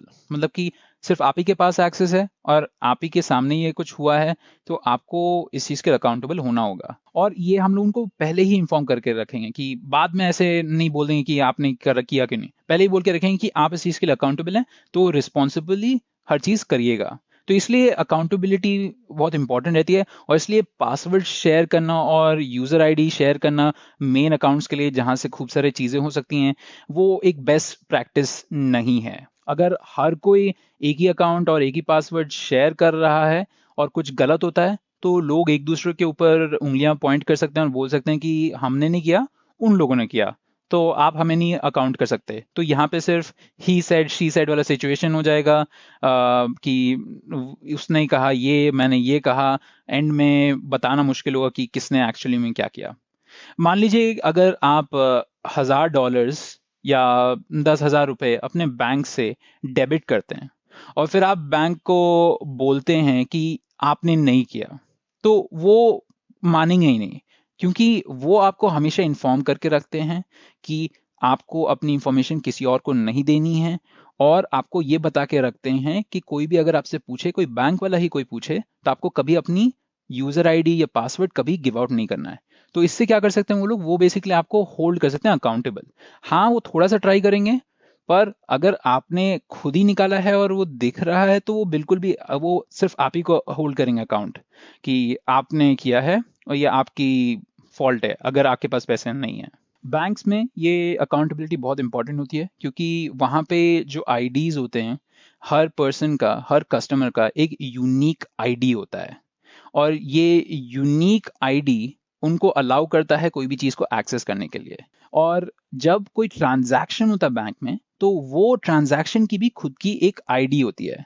ये इसलिए यूज होते हैं हम लोग अकाउंटेबिलिटी एस्टैब्लिश करने के लिए। अगेन कोई भी बैंक बिल्कुल भी अपनी स्ट्रेस आउट नहीं करेगा अगर आपने अपनी खुद की इंफॉर्मेशन किसी और के साथ शेयर कर दी है। हाँ, उनके थोड़े से मेजर्स इंप्लीमेंटेड हैं जिसमें वो एक हद तक ही करते हैं, मोस्टली आपको अकाउंटेबल रखेंगे। तो आपको हमेशा सतर्क रहना होगा कि आप अपने बैंक ट्रांजैक्शंस कैसे कर रहे हैं और उसका हमेशा नोट रखना होगा। इसलिए आपको कभी भी अपना ओटीपी या पासवर्ड यूजिंग कभी नहीं शेयर करना है। एक और चीज कॉन्फिडेंशियलिटी की, जैसे हम लोगों ने डिस्कस किया था, ये एक की इंपॉर्टेंट चीज है सिक्योरिटी के इम्प्लीमेंटेशन में। जो कॉन्फिडेंशियलिटी आपको अपने डेटा की रखनी, कोई भी सेंसिटिव डेटा हो उसको सिर्फ ऑथराइज लोग एक्सेस कर सकते हैं। अगर आप एक ऑथराइज इंडिविजुअल हैं जिनके पास इस पर्टिकुलर डेटा का एक्सेस है तो आप उसको डेफिनेटली एक्सेस कर सकते हैं, पर कोई अनऑथराइज इंडिविजुअल है उसको जनरली एक्सेस नहीं रहेगा। तो ये हमारा लूप बैक करता है हमारे पिछले पॉइंट के साथ जहां पे आप ऑथराइजेशन की बात करते हैं। और मैं आप लोगों को एक और चीज के बारे में बात करना चाहता हूं,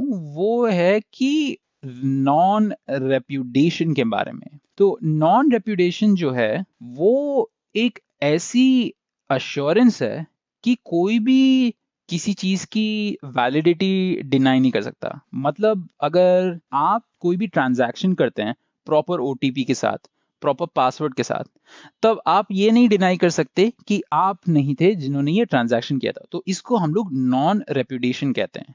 अगर कोई ऑर्गेनाइजेशन को ले लें तो वहां पे कोई, अगर आप समझ लीजिए आप एक डेवलपर हैं और आपके पास एक डेवलपर की है जिसके साथ आप अपना कोड लिखते हैं, तो जब आप अपना कोड लिख देते हैं और वो कोड जाता है सॉफ्टवेयर में और वो सॉफ्टवेयर बनता है और बाद में देखते हैं कि वो सॉफ्टवेयर में कुछ खराब हो गया आपकी कोड की वजह से, तो आप इस केस में ये डिनाई बिल्कुल भी नहीं कर सकते कि जो आपने कोड लिखा था वो पूरा बॉम्ब कर गया।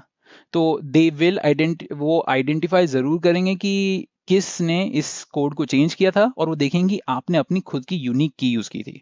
तो यहाँ पे अगेन हम लोग नॉन रेप्यूटेशन की बात कर रहे हैं, वो है अश्योरेंस कि कोई भी डिनाई नहीं कर सकता कोई चीज की वैलिडिटी की अगर उसके पास यूनिक एक्सेस है। तो अब आप लोग फिर से देख सकते हैं कि यहाँ पे एक आदमी है, वो पैसे ट्रांसफर करता है $10 अपने बैंक में, और फिर बोलता है कि उसने ऐसी कोई रिक्वेस्ट की ही नहीं। ठीक है, तो जब भी आप सिक्योरिटी सिस्टम बनाना चाहते हैं, आपको एक अच्छा सिस्टम बनाना है, वो तो आपको पता ही होगा।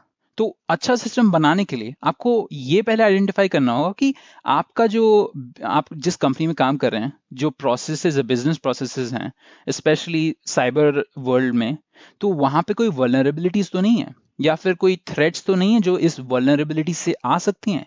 तो आपको इनको लिखना होगा, आपको इनको समझना होगा अपने कोई भी सिस्टम को डिजाइन करने से पहले। जो थ्रेट्स होते हैं वो आपके वल्नरेबिलिटी से आते हैं, और इन थ्रेट्स को आपको समझना होता है। ये थ्रेट्स आपके इंटरनल हो सकते हैं या फिर आपके एक्सटर्नल हो सकते हैं। तो आपको एक चीज करनी होगी, उसको हम लोग कहते हैं थ्रेट मॉडलिंग। तो थ्रेट मॉडलिंग बेसिकली आपको अलाउ करता है थ्रेट्स को एनालाइज करने के लिए। तो उसके लिए कुछ टेक्निक्स होती हैं, जो one of the most widely use technique है, उसको हम लोग स्ट्राइड कहते हैं। अब स्ट्राइड एक्चुअली एक उसको उसका अगर फुल फॉर्म बताऊं तो वो है spoofing, tampering, reputation, information disclosure, और डिनायल ऑफ सर्विस, और एस्केलेशन ऑफ प्रिविलेज। तो स्ट्राइड में हर एक पॉइंट है। तो सबसे पहला जो है वो है स्पूफिंग। स्पूफिंग मतलब इम्पर्सनेट करना, या फिर किसी का नकली आइडेंटिटी लेना। मतलब कि आप देख रहे हैं कि एक एम्प्लॉय है और उसकी कोई नकली आइडेंटिटी लेके, डुप्लीकेट आइडेंटिटी लेके एक्सेस ले रहा है, तो वो स्पूफिंग हो गई। वो इम्पर्सनेट कर रहा है किसी और को, तो उसका ध्यान रखना होगा। फिर आता है टी, जो है टैम्परिंग के लिए स्टैंड होता है। तो इसमें ना आपको ये देखना हो कि डेटा टैम्पर हो रहा है कि नहीं। फिर आपका आर आता है, आर आपका रेपुटेशन हो गया, जिसके बारे में हम लोग जस्ट बात किए थे। फिर आता है आई, आई हो गया इंफॉर्मेशन डिस्क्लोजर। तो इसमें इंफॉर्मेशन डिस्क्लोजर बेसिकली हो गया कि कोई भी सेंसिटिव इंफॉर्मेशन है वो रिवील तो नहीं हो रही। फिर आता है आपका डी, जो स्टैंड करता है आपकी डिनायल ऑफ सर्विस की तरह। तो जो डिनायल ऑफ सर्विस होता है वो बेसिकली ये बताता है कि हम लोगों ने इसके बारे में बात की थी, ये बॉटनेट अटैक्स से रिलेटेड है, कि आप कोई भी सर्विस की को डिनाई कर रहे हैं किसी और को यूज करने से, तो उसको सर्विस डिनाइल कहते हैं या फिर डिनाइल ऑफ सर्विस। तो उससे आप रिड्यूस करते हैं कोई भी सॉफ्टवेयर या फिर एप्लीकेशन की अवेलेबिलिटी। तो इसका भी ध्यान रखना है। फिर ई, जो लास्ट चीज है, वो है एस्केलेशन ऑफ प्रिविलेज। तो इसकी बात, एस्केलेशन ऑफ प्रिविलेज ये हो गया कि आप एज अ यूजर, आपके पास इनफ प्रिविलेज नहीं रहेगी जनरली। अगर आप नॉर्मल यूजर हैं, कोई भी आपके एडमिन राइट्स नहीं रहेंगी, पर कोई हैकर आके आपके अकाउंट को ले सकता है, कोई लूप होल को का इस्तेमाल करके वो एडमिन एक्सेस बना सकता है अपने आप को, और उससे वो डैमेज कर सकता है। तो ये थे हमारे स्ट्राइड के फुल फॉर्म। तो spoofing, tampering, reputation, information disclosure, denial of service, और एस्केलेशन ऑफ प्रिविलेज। जो थ्रेट होते हैं वो, जो आपके थ्रेड आते रहते हैं, वो हमेशा बदलते रहेंगे। अब ये तब बदलेंगे जब आपका जो बिजनेस का नेचर है वो बदलेगा, या फिर आपका जो बिजनेस का टाइप है, बेसिकली आप कौन से टाइप का बिजनेस कर रहे हैं, उसके ऊपर डिपेंड करेगा कि आपका मोस्ट सिग्निफिकेंट थ्रेट क्या है। तो वो भी आपको सोच के रखना है कि आपका बिजनेस क्या है, उसके हिसाब से आपको थ्रेट्स आएंगे। तो ये जो थ्रेट्स होते हैं वो हमेशा इवॉल्व भी करते रहते हैं। अगर आप सोच लीजिए एक ही कंपनी में काम कर रहे हैं बहुत सालों से, तो ऐसा नहीं रहेगा कि आपको सिर्फ एक ही टाइप का थ्रेट हमेशा आता रहेगा। जो थ्रेट्स हैं वो इवॉल्व करते रहेंगे सिक्योरिटी के साथ। आप जैसे थ्रेट्स इवॉल्व होंगे, आपके सिक्योरिटी मेजर्स भी और इवॉल्व होते जाएंगे टाइम के साथ। और जैसे कि आपका बिजनेस भी इवॉल्व करेगा, वो नई चीजों में जाने की कोशिश करेगा, तब आपके पास नए डिपार्टमेंट्स में थ्रेट्स आने के चांसेस होंगे, तो वो भी रिड्यूस करना होगा। तो आपका काम एक साइबर सिक्योरिटी कंसल्टेंट की तरह क्या है? तो सबसे पहले आपको आइडेंटिफाई करना होगा कि आपकी सिक्योरिटी रिक्वायरमेंट्स क्या हैं। जब सॉफ्टवेयर डेवलपमेंट प्रोसेस चालू होती है, तो जो पहली चीज होती है वो है रिक्वायरमेंट डिस्कशन, जिसमें देखते हैं कि सॉफ्टवेयर में क्या क्या होना चाहिए। तो जब वो डिस्कस होता है, तो आपको सिक्योरिटी की भी रिक्वायरमेंट्स डिस्कस करनी होती हैं। आप सिक्योरिटी रिक्वायरमेंट्स कलेक्ट करते हैं और उसको आप हिस्सा बनाते हैं आपके सॉफ्टवेयर डेवलपमेंट लाइफ साइकिल के साथ। उसको हम लोग SDLC कहते हैं। तो जब आप उसको सिक्योरिटी रिक्वायरमेंट्स के साथ मिक्स करके बोलते हैं, तब वो हो जाता है सिक्योर SDLC। वो हो गया आपका secure software development life cycle. और आपके ये SDLC रिक्वायरमेंट्स के साथ ही चालू होंगे और आप स्टार्टिंग में ही उसको कलेक्ट कर लेंगे। फिर एरर हैंडलिंग की बात आती है, तो ये सारी चीजें हैं। आपका पहला सिक्योरिटी हो गया, फिर आता है आपका कंसिस्टेंट एरर हैंडलिंग। तो जो आपका सिस्टम होता है उसमें आपको एक्सपेक्ट करना होगा कि आपके सिस्टम से एरर्स आ रहे हैं, और ये एरर्स खूब सारी जगहों से आ सकते हैं। एक जो इम्पोर्टेंट जगह जो आपको ध्यान देना है वो है जब आप कोई वेबसाइट को बनाते हैं और वहां पे आप कोड ऐसे लिखते हैं कि वो एक चीज को एक्सपेक्ट करेगा वेरिएबल में, और यूजर वो वैल्यू एंटर करेगा। मतलब कि सोच लीजिए कि आप वेबसाइट पे मोबाइल नंबर मांग रहे हैं यूजर से, और वो जो कोड है वो मोबाइल नंबर एक्सपेक्ट करेगा, पर यूजर्स हमेशा अच्छे माइंड से नहीं सोचते हैं। हर बार वो कोई भी चीज एंटर कर सकते हैं, और अगर कोई मैलिशियस इंटेंट से कर रहा है, मतलब कोई गलत मन से कर रहा है, तो वो ऐसे कोशिश करेगा कि कोई ऐसी चीज डाले वेरिएबल में जो पूरे कोड को ब्रेक कर दे। तो वो ऐसी चीज डालेगा, और जैसे ही आपका कोड ब्रेक होगा तो वो कोई एरर फेंकेगा यूजर की तरफ। और ये जो एरर यूजर की तरफ फेंकता है, उससे ना क्या होता है कि जो यूजर है या फिर जो हैकर है जो ये काम कर रहा है, उसको इंफॉर्मेशन मिलेगी सिस्टम के बारे में कि सिस्टम ऐसे एरर्स थ्रो करता है। तो ये जो एरर रिवील हो जाता है हैकर की तरफ, वो कुछ ज्यादा इंफॉर्मेशन है आपके सिस्टम के बारे में जो रिवील होती है। इसलिए इंपॉर्टेंट होता है इन एरर्स को हैंडल करना। आपको इन एरर्स को कैच करना होता है, और उन एरर्स को डायरेक्टली दिखाने की जगह उनके कोई प्रॉपर मैसेज दिखाना होता है जो बता पाए कि चल नहीं रहा आपने, या फिर आपने कुछ गलत डाल दिया है। ठीक है। फिर आता है शेयर रिक्वायरमेंट्स विद आपकी QA टीम के साथ। जो QA टीम होती है आपकी क्वालिटी एश्योरेंस टीम होती है, तो उन्हें अवेयर होना चाहिए कि आपके सिक्योरिटी रिक्वायरमेंट्स क्या हैं। फिर हम लोग बात करते हैं हैंडलिंग इंटरनल एरर्स सिक्योरली। तो जो इंटरनल एरर्स हैं वो भी काफी इंपॉर्टेंट होते हैं, जो उनको रिवील नहीं करना होता है आउटसाइड एनवायरनमेंट के साथ, उनको दबा के रखना होता है। फिर आती है बात डिफेंसिव प्रोग्रामिंग की। तो हम लोग को हमेशा डिफेंसिव प्रोग्रामिंग करनी है, स्पेशली अगर हम लोग चाहते हैं कि हमारे सिस्टम सिक्योर रहें। तो हम लोग इसके बारे में थोड़ा और डिस्कस करेंगे बाद में, पर अभी के लिए ये समझ लीजिए जो डिफेंसिव प्रोग्रामिंग होती है वो हमें प्रोटेक्ट करती है खूब सारे पॉपुलर अटैक्स के अगेंस्ट, जैसे आपका SQL इंजेक्शंस हो गया, या क्रॉस साइट स्क्रिप्टिंग हो गया, या फिर बफर ओवरफ्लो हो गया। तो डिफेंसिव प्रोग्राम हमें उन चीजों के अगेंस्ट प्रोटेक्ट करके रखती है। इसलिए डिफेंसिव प्रोग्रामिंग इंप्लीमेंट करना सिक्योरिटी इंप्लीमेंटेशन के लिए काफी इंपॉर्टेंट होता है। और ये रिकॉग्नाइज भी करना कि हम लोग जहां पे नहीं यूज कर रहे हैं तो वहां पे वल्नरेबिलिटीज बनती हैं जिसके थ्रू हमें थ्रेट्स हो सकते हैं।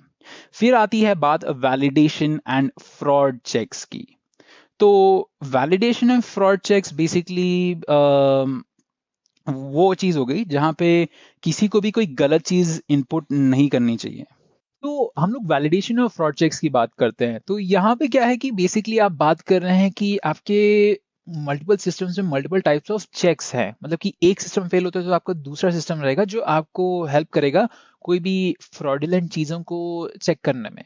फिर आता है सिक्योरिटी और बस पॉलिसी। ये एक पॉलिसी वो हम लोग तब यूज करते हैं जब कोई एक्चुअल में ब्रीच होता है।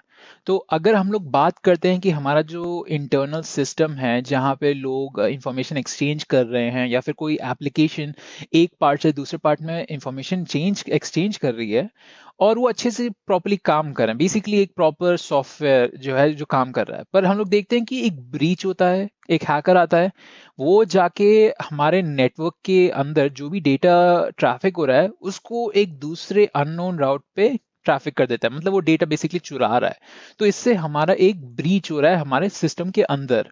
तो उस समय अगर हम लोग कोई भी सिस्टम को इम्प्लीमेंट नहीं कर पाते, मतलब कि अगर हम लोगों ने ऑलरेडी फायरवॉल्स रखी थी और हम लोगों ने ऑलरेडी प्रोएक्टिव मेजर्स लिए हुए थे ये देखने की कि सिक्योरिटी मेजर्स के थ्रू कोई आ ना पाए, तब भी अगर होता है तो उस सिनारियो में या फिर उस सिचुएशन में भी हम लोगों को एक पॉलिसी रखनी चाहिए कि अगर कोई आदमी इतना बढ़िया हैकर है कि वो पूरे के पूरे सिस्टम के थ्रू आ सकता है कोई भी प्रॉब्लम के बिना सिक्योर सिस्टम के थ्रू, और हमारा डेटा चुरा सकता है, तब क्या करेंगे। तो ये लास्ट केस कंटिजेंसी प्लान होता है जहां पे हम लोग को ये सोच के रखना होता है कि क्या होगा अगर कोई हमारा डेटा चुरा लेता है कोई भी हमारे सिक्योर सिस्टम्स के थ्रू आके।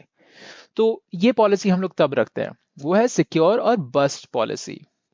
तो दोस्त लोग, ये है हमारे खूब सारे चीजें जो आपको मन में रखनी है जब भी आप कोई सिक्योर सिस्टम डिजाइन कर रहे हैं या फिर कोई सिक्योरिटी सिस्टम डिजाइन कर रहे हैं। वो है सिक्योरिटी इन सॉफ्टवेयर रिक्वायरमेंट्स। तो आपको अपने सॉफ्टवेयर रिक्वायरमेंट्स के साथ अपने सिक्योरिटी रिक्वायरमेंट्स भी रखने होंगे। रोबस्ट कंसिस्टेंट एरर हैंडलिंग, कोई भी अननोन एरर आपके सिस्टम का बाहर लोगों को नहीं दिखाना है, उसकी जगह कोई और मैसेज दिखाना है। आपको अपने QA टीम के साथ हमेशा अपनी रिक्वायरमेंट शेयर करनी है, तो उन्हें पता है कि कैसे डिजाइन करनी है चीजों को, कैसे टेस्ट करना है। और फिर आपको इंटरनली भी एरर्स को अच्छे से हैंडल करना है कि वो बाहर ना जाएं। और फिर डिफेंसिव प्रोग्रामिंग करनी है। ये एक बहुत बड़ा इंपॉर्टेंट पार्ट हो गया जिसके बारे में हम लोग और डिस्कस करेंगे थोड़ा आगे जाके। और फिर वैलिडेशन, फ्रॉड चेक्स, और फिर हमारा सिक्योरिटी और बस पॉलिसी जो हम लोग लास्ट कंटिजेंसी की तरह रखते हैं। तो ये था हमारा डिजाइन और सिक्योरिटी सिस्टम का। अब चलिए हम लोग थोड़ा डिफेंसिव प्रोग्रामिंग के बारे में बात करते हैं। तो जो सिस्टम, जो कंपनीज होती हैं, वो जनरली जब भी अपना सॉफ्टवेयर डेवलप करती हैं तो वो डिफेंसिव प्रोग्रामिंग ट्राई करती हैं इम्प्लीमेंट करने की।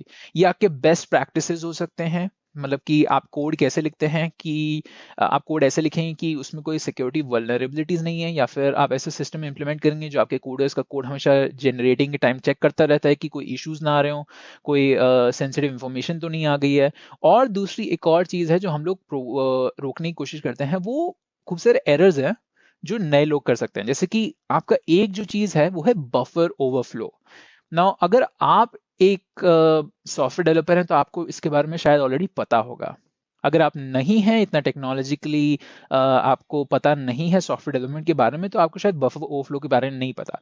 अब बफर ओवरफ्लो एक ऐसी प्रॉब्लम है जो हमारे सिस्टम में बहुत बड़ी वल्नरेबिलिटी खड़ी कर सकती है, जिसकी वजह से हैकर्स अंदर आके हमारी चीजों को एक्सेस कर सकते हैं।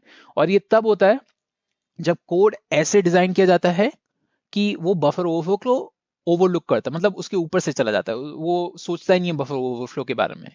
तो इसलिए जब भी आप कोडिंग कर रहे हैं तो बफर ओवरफ्लो के बारे में भी सोचना है, क्योंकि ये एक प्रोएक्टिव मेजर है जो हमारी मदद करता है सॉफ्टवेयर की एक वल्नरेबिलिटी रिमूव करने की। अब आप बफर ओवरफ्लो प्रॉब्लम है उसको ओवरकम कैसे करते हैं, वो क्या है, उसके बारे में अब हम लोग बात करना शुरू करेंगे। तो जो बफर ओवरफ्लो है वो एक प्रॉब्लम है जो खड़ी होती है जब भी कोई आदमी अपना कोड ऐसे लिखता है कि मेमोरी में, या फिर आपका जो स्टैक होता है जहां पे मेमोरी एलोकेट होती है, वहां पे आपका स्टैक पॉइंटर को ओवरराइड कर लेता है। तो बेसिकली आप जब प्रोग्राम लिखते हैं तो उस प्रोग्राम में आप लोग खूब सारे वेरिएबल्स इनिशियलाइज करते हैं ना, तो वो वेरिएबल्स आपके उनको मेमोरी एलोकेट करनी होती है, और जो सिस्टम मेमोरी एलोकेट करता है वो स्टैक में जाके एलोकेट करता है। तो आपके प्रोग्राम बेसिकली आपके स्टैक के अंदर चल रहा है, ठीक है। तो यहाँ पे अब आप ये मान लीजिए कि एज अ डेवलपर आप एक वेरिएबल क्रिएट करते हैं, मान लीजिए कि वो नेम फील्ड है जहाँ पे आप एक चीज एंटर करेंगे, और उसको आप डिफाइन करते हैं कि वो सिर्फ 10 कैरेक्टर्स लेगी। तो एज ए डेवलपर आपको पता है कि आपकी रिक्वायरमेंट क्या है, कि वो लोगों से है एक वैल्यू अंदर लेना। अब आप ये अज्यूम करते हैं कि जो यूजर्स रहेंगे वो सिर्फ 10 कैरेक्टर्स से ज्यादा ऐड नहीं करेंगे और सिर्फ उसी के अंदर ऐड करेंगे। तो आप उसकी डेफिनेशन ही, बाय डेफिनेशन ही उसको बता देते हैं सिस्टम को कि इस पर्टिकुलर वेरिएबल के लिए सिर्फ 10 कैरेक्टर स्पेस आप मैक्सिमम एलोकेट कर सकते हैं। तो सिस्टम क्या करेगा, जब आपका प्रोग्राम चालू होगा तो वो मैक्सिमम मेमोरी में जाके सिर्फ उतनी ही जगह बना के रखेगा। पर जो यूजर्स होते हैं कई बार वो एग्जैक्टली ये फॉलो नहीं करते हैं, और हैकर है वो तो पर्पसफुली करेगा, वो जानबूझ के ऐसे देखेगा कि वो सिस्टम को कैसे एक्सप्लॉइट कर सकता है। तो अगर आपने डिजाइन किया कि सिर्फ 10 कैरेक्टर्स हैं तो वो कोशिश करेगा 15 कैरेक्टर डालने की, या फिर 1000 कैरेक्टर। तो उससे वो सिस्टम ब्रेक हो सकता है। तो इस केस में वो ब्रेक क्यों होगा? वेल, क्योंकि आपने अपने सिस्टम को बता के रखा है कि आपके नेम फील्ड में सिर्फ 10 कैरेक्टर्स रहेंगे, और जो हैकर है जो यूजर की तरह भेष में बदल के आया हुआ है और यूजर की तरह एक्ट कर रहा है, वो 10 कैरेक्टर्स नहीं डालता, वो शायद 10 लाख कैरेक्टर्स या 1 लाख कैरेक्टर्स डाल देता है। उससे आपका सिस्टम बहुत कंफ्यूज हो जाता है, उसको पता नहीं कि करना क्या है। उसे लगता है कि उसे सिर्फ 10 कैरेक्टर एलोकेट करने चाहिए, उसी की मेमोरी एलोकेट करनी चाहिए, पर वो देखता है कि इतने सारे वैल्यू आ रही है अंदर, तो मैं क्या करूं? तो उसे पता नहीं होता कि क्या होता है। तो उस टाइम पे मेमोरी स्पिलेज होती है। तो बेसिकली मैं यहाँ पे क्या कहना चाह रहा हूँ कि एक जो हैकर आएगा वो देखने की कोशिश करेगा जो आपका सिस्टम है वो कहाँ पे वल्नरेबिलिटी ढूंढ सकता है। और कई बार जब आप कोड लिखते हैं, स्टैंडर्ड जब लोग कोड लिखते हैं तो इस चीज के बारे में भूल जाते हैं, बफर ओवरफ्लो के बारे में। तो ये काफी नोन चीज है, तो हैकर्स ये मन में उनको पता रहता है कि कई बार लोग ऐसे भूल जाते हैं। तो आपकी कोई भी छोटी कंपनी होगी जहां पे वो इतने सिक्योरिटी मेजर्स नहीं इंप्लीमेंट कर रहे हैं, वहां पे हैकिंग ईजियर हो जाएगा, क्योंकि वहां पे लोगों को शायद बफर ओवरफ्लो के बारे में नहीं पता है, या फिर उन लोगों ने इंप्लीमेंट करने का सोचा ही नहीं, या फिर उनके पास टाइम नहीं था। तो हैकर वहां पे इजिली जाके उसको एक्सप्लॉइट कर सकता है, मेमोरी स्पिलेज का। अब वो ये कैसे करेगा? तो वो बेसिकली बफर ओवरफ्लो को कैसे लेगा, उस प्रॉब्लम को, और अपने लिए यूटिलाइज करेगा। तो उसके लिए हम लोग एक एग्जांपल लेते हैं। मान लीजिए कि आप एज ए डेवलपर बैंक में काम कर रहे हैं और आपने एक प्रोग्राम बनाया हुआ है जो बेसिकली आपकी मदद करता है एक सिस्टम को लॉक करने के लिए और अनलॉक करने के लिए। तो वो आपका एक्चुअल प्रॉपर सिस्टम हो गया, मतलब कि लॉकर समझ लीजिए उसको। तो उस लॉकर को ओपन करने के लिए और बंद करने के लिए एक प्रोग्राम है, आप वो रिमोटली भी उस प्रोग्राम को चला सकते हैं। तो ये प्रोग्राम कैसे चलता है? वो बेसिकली आपसे एक यूनिक आईडी लेता है, वो यूजर नेम और पासवर्ड हो सकता है, और बेसिकली प्रोग्राम आपका यूनिक आईडी लेगा और उसको वैलिडेट करेगा। और जब वो वैलिडेट कर लेगा, उसको लगेगा कि हाँ आप सही यूजर आईडी और पासवर्ड दे रहे हैं, तो वो आपके लिए सेफ खोल देगा। अब सिस्टम में क्या हो रहा है? तो ये प्रोग्राम है, उसमें आपके पास खूब सारे वेरिएबल्स होंगे ना, तो वो वेरिएबल्स को अपनी मेमोरी में एलोकेट करेगा, और आप जितनी भी स्पेस लेंगे स्टैक में, एंड में एक स्टैक पॉइंटर रहेगा। तो जब आप अपनी पूरे प्रोग्राम को चलाते हैं तो वो मेमोरी एलोकेट करता है, और जब वो पॉइंट आता है जहां पे वो यूजर नेम और आईडी लेता है, वो बेसिकली उसको भी एलोकेट कर लेता है, और जो रिजल्ट आता है आपके प्रोग्राम का, मतलब कि वो वैलिडेट करता है, वो एक रिटर्न एड्रेस के साथ प्रोग्राम को भेज देता है, और प्रोग्राम फिर उसको देखता है कि हाँ ये ठीक है, तो मैं अब सेफ को खोल दूंगा। तो बेसिकली सेफ फिर खुल जाता है। अब यहाँ पे इशू क्या हो सकती है? तो इशू यहाँ पे ये हो सकती है कि जो हैकर है वो जानता है आपके सिस्टम का एक्सप्लॉइट एक बफर ओवरफ्लो हो सकता है, तो वो उसको ट्राई करेगा कि देखने की कि ये मैं कैसे एक्सप्लॉइट करूं। तो सबसे पहले उसको भी यही आएगा कि यूजर नेम और आईडी दो, तो वो यूजर नेम और आईडी देने की कोशिश करेगा, और वो जब यूजर नेम और आईडी देगा तो वो एक स्टैंडर्ड वैल्यू नहीं इनपुट करेगा, वो एक कोई भी रैंडम सी बड़ी वैल्यू को इनपुट करेगा। तो जो हैकर रहेगा वो इतनी सारी मेमोरी एलोकेट करवा देगा प्रोग्राम से, क्योंकि वो इतने ज्यादा वैल्यू दे रहा है एक पर्टिकुलर वेरिएबल के लिए, कि वो हमारे रिटर्न एड्रेस के ऊपर ही ओवरराइड कर जाएगा। तो यहाँ पे हमारा मेमोरी स्पिलेज हो रहा है, जैसे आप देख सकते हैं। तो यहाँ पे जो स्टैक पॉइंटर रिटर्न होने वाला है प्रोग्राम को, वो गलत रिटर्न हो सकता है, मतलब कि शायद यूजर नेम और आईडी यूनिक आईडी से मैच नहीं करे, उसका कोई एक्चुअल यूनिक आईडी हो ही ना, पर उसके रिटर्न जो आ रहा है वो ऐसी वैल्यू प्रोग्राम के पास आ रही है जो बोलती है कि हाँ लॉक को खोल दो। तो बेसिकली इस प्रोसेस में क्या हो रहा है कि एक हैकर है वो हमारे सिस्टम को एक्सप्लॉइट कर रहा है, प्रोग्राम को कंफ्यूज कर रहा है, सिस्टम को कंफ्यूज कर रहा है, और कंफ्यूज करने से वो एक चीज अचीव कर पा रहा है, वो है उसका गोल, और वो लॉक को खोलना। तो आप मूवीज में देखते ही होंगे कैसे वो अपना फ्लेक्सिबल कीपैड निकालता है और टाइप इन करने लग जाता है, और वो कोई लॉक खोल देता है या फिर कोई चीज को हैक कर लेता है। तो कई बार चीजें उतनी सिंपल नहीं होती हैं, लाइक बहुत सारी चीजें प्रिपेयर करना होता है, जानना होता है। पर ऐसा आप सोच सकते हैं एक सिचुएशन के बारे में। तो ये है हमारे बफर ओवरफ्लो के बारे में। ये जब आप डिफेंसिव प्रोग्रामिंग करते हैं तो आपको इसके बारे में हमेशा सोच के रखना होता है, और आपका काम होगा साइबर सिक्योरिटी कंसल्टेंट की तरह आपके डेवलपिंग टीम से बात भी करना, और वहां पे भी खूब सारे प्रोएक्टिव मेजर्स इंट्रोड्यूस करना, और better standards of practice introduce करना, जहां पे ये पता रहे कि बफर ओवरफ्लो को अवॉइड कर सके। तो इसके लिए एक वर्क अराउंड करें जहां पे मेमोरी जो एलोकेट हो रही है वो अननेसेसरली इतनी ज्यादा नहीं हो, और इतनी बड़ी वैल्यू आए तो उससे ये पता चल जाए कि हाँ इतनी बड़ी वैल्यू आ रही है, तो इसकी प्रोसेस करने की जगह हम लोग बस बोल देंगे कि ये अलाउड नहीं है। तो एक ऐसे कंस्ट्रेंट्स रखने पड़ेंगे जो यूजर को बताता है कि आप ऐसी वैल्यूज नहीं एंटर कर सकते। तो आप कई बार गूगल या फेसबुक पे कुछ एंटर करते हैं और वो बोलता है कि नहीं नहीं, आप इसको ऐसे एंटर नहीं कर सकते, आपको एक वैलिड तरीके से एंटर करना है। तो वो लोग वही करते हैं, मतलब कोशिश करते हैं कि आप उनके गिवन कंस्ट्रेंट्स के अंदर आप अपने वैल्यूज एंटर करें जब भी आप यूजर नेम या कोई भी अकाउंट क्रिएट कर रहे हो। ओके, तो ये था हमारा बफर ओवरफ्लो और उसकी वल्नरेबिलिटीज। तो हमें इसके बारे में पता चल गया है, और डिफेंसिव प्रोग्रामिंग के बारे में भी हम लोगों ने बहुत बात की है अभी। और फिर से मैं दूसरी टॉपिक शुरू करने से पहले बता देना चाहता हूँ बफर ओवरफ्लो के बारे में।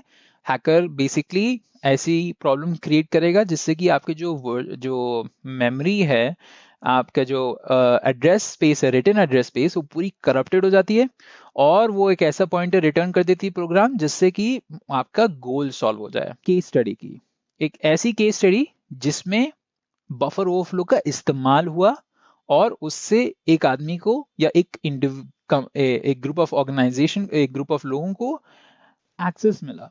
तो यहाँ पे क्या हुआ था, बेसिकली व्हाट्सएप का एक जो पीस ऑफ कोड था वो रिवर्स इंजीनियर किया गया था और उसके आइडेंटिफाई करने के बाद एक बफर ओवरफ्लो प्रॉब्लम बाहर आया और एक ग्रुप ऑफ हैकर्स ने उसको एक्सप्लॉइट किया एक्सेस पाने के लिए कुछ लोगों के फोन्स के कैमरा और मैसेजेस का एक्सेस।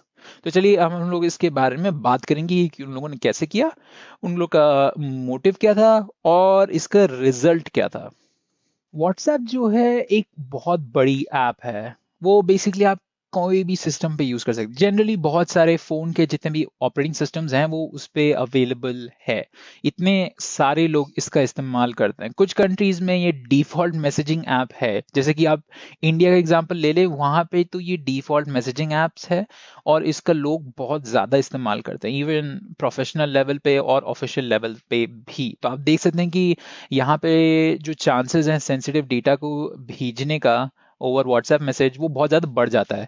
और व्हाट्सएप ने अपनी साइट से खूब सारे मेजर्स लिए हुए हैं जिससे हमारा जो डेटा ट्रांसफर है वो काफ़ी प्रोटेक्टिव रहता है। जैसे कि आपको पता ही होगा, जब भी आप कोई मैसेज डालते हैं तो एक छोटा सा टेक्स्ट बॉक्स लिखा आएगा आपके व्हाट्सएप के वॉलपेपर पे जो बताएगा कि आपका जो मैसेज जा रहा है वो एंड टू एंड एनक्रिप्टेड है, मतलब कि उसको कोई भी पढ़ नहीं सकता है उसके ट्रांसमिशन के टाइम।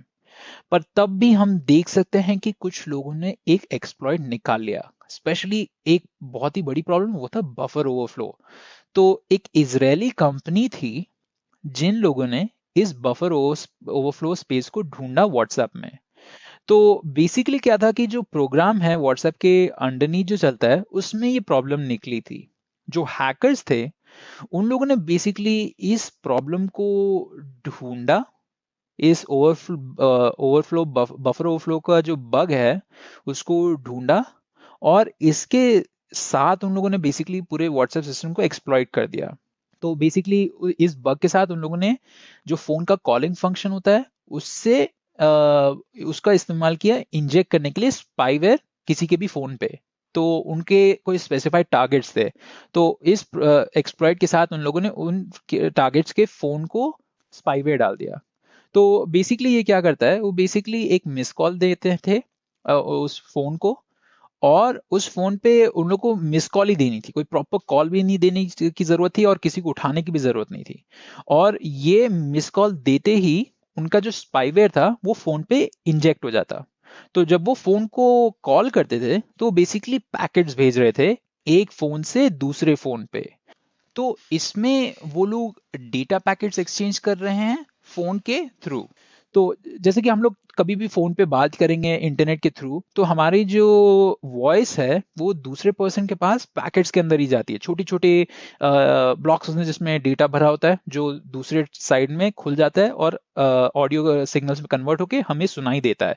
तो आप जब भी व्हाट्सएप पे बात कर रहे हो तो बेसिकली यही होता है और वो एक नेटवर्क के ऊपर जाता है। तो जब भी आप व्हाट्सएप इंस्टॉल करते हैं ना, तो आप खूब सारी परमिशंस देते हैं अपने फोन को व्हाट्सएप के लिए। मतलब आप फोन को परमिशन नहीं देते हैं, आप व्हाट्सएप को परमिशन देते हैं खूब सारे आपके फोन के फीचर्स के, जैसे कि आपका कैमरा हो गया जब आपको फेस कॉल करना हो या फिर फेस टाइम करना हो, या फिर आपका माइक्रोफोन हो गया बात करने के लिए, और आपके कॉन्टैक्ट्स हो गए क्योंकि आप जानना ही चाहते हैं कि आपके कौन कौन से कॉन्टैक्ट्स जिनका व्हाट्सएप मैसेज कर सकते हैं।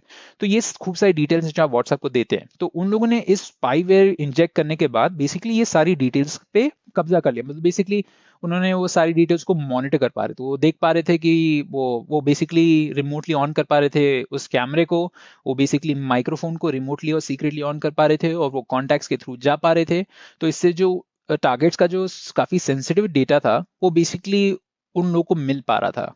और ये एक बहुत ही बड़ा एक्सप्लॉइट है क्योंकि इससे खूब सारी सेंसिटिव चीजें मिल सकती हैं। तो क्या हुआ फिर, बेसिकली उन लोगों ने, ये आप देख सकते हैं ये पीस ऑफ कोड था, उन लोगों ने ये ऐसे किया बेसिकली वो व्हाट्सएप को लिया और उसको रिवर्स इंजीनियर किया। हाँ, व्हाट्सएप एक ओपन सोर्स कोड सॉफ्टवेयर नहीं है, मतलब उसका कोड वाइडली अवेलेबल नहीं है, तो कोई भी उसको डायरेक्टली नहीं कर सकता। तो उन लोगों ने बेसिकली व्हाट्सएप का डिजाइन समझा और अपने आप से खुद कोड लिखा और ट्राई किया, टेस्ट किया, और फिर उनको पता चल गया कि कौन सा कोड है वो बेसिकली इस्तेमाल कर रहे हैं। तो आप यहाँ पे देख सकते हैं ये है कोड उसका।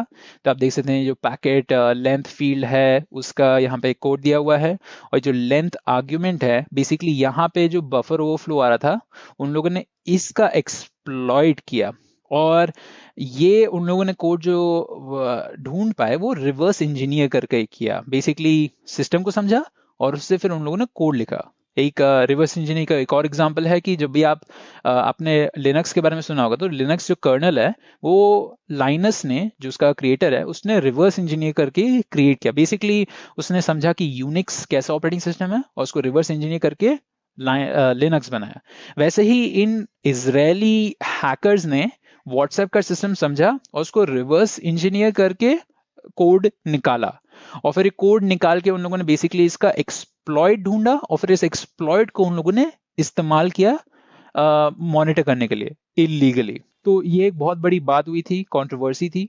व्हाट्सएप ने इसको काफी जल्दी उन लोगों ने फिक्स कर लिया। जैसे उन लोगों को पता चला कि ये प्रॉब्लम हुई है, किसी ने ब्रीच किया है, तो उन लोगों ने फिक्स कर लिया। ये फिक्स करने के बाद उन लोगों ने जो कंपनी थी उसका भी ढूंढ लिया कि कौन सी कंपनी ने किया था, और उसको उन लोगों ने सू भी कर दिया। तो बहुत बड़ा घपला हुआ था, पर व्हाट्सएप ने रिजॉल्व कर लिया अपना सिचुएशन। पर आप देख सकते हैं कि एक बफर ओवरफ्लो इतने बड़ी कंपनी में, व्हाट्सएप जैसी कंपनी में भी, कंपनी क्या, व्हाट्सएप जैसे सॉफ्टवेयर में भी प्रॉब्लम आ सकती है अगर आप ओवरलुक कर रहे हैं। तो सोचिए, अगर व्हाट्सएप इतना ध्यान जो रखती है अपने प्राइवेसी के लिए और अपने डेटा के लिए, लोगों के डेटा के लिए, वहां पे ऐसी प्रॉब्लम हो सकती है। तो सोचिए कि जो छोटी कंपनीज होती हैं जहां पे कोई साइबर सिक्योरिटी कंसल्टेंट्स नहीं होते हैं, वहां पे क्या होता होगा। वहां पे तो कई बार ऐसे बहुत जल्दी ओवरलुक हो जाता होगा। और कोई भी ऐसी चीज को इस्तेमाल करके, इतनी सी बस छोटी सी नॉलेज होनी चाहिए कि बफर ओवरफ्लो जैसी प्रॉब्लम हो सकती है, और ऐसी बहुत सारी प्रॉब्लम्स हो सकती हैं जो हम लोग को अलाउ करती हैं एक्सप्लॉइट करने के सिस्टम को। तो ये सारी चीजें चीजें जो हैं वो समझ के रखनी होती हैं, और इसलिए जो कंपनीज होती हैं वो इन सारी प्रॉब्लम्स को एनालाइज करती हैं और रेट्रोएक्टिवली कई बार रिजॉल्व करती हैं एक साइबर सिक्योरिटी कंसल्टेंट को हायर करके, या फिर कोई भी नॉर्मल अपनी कंपनी में सिक्योरिटी टीम ही रख के।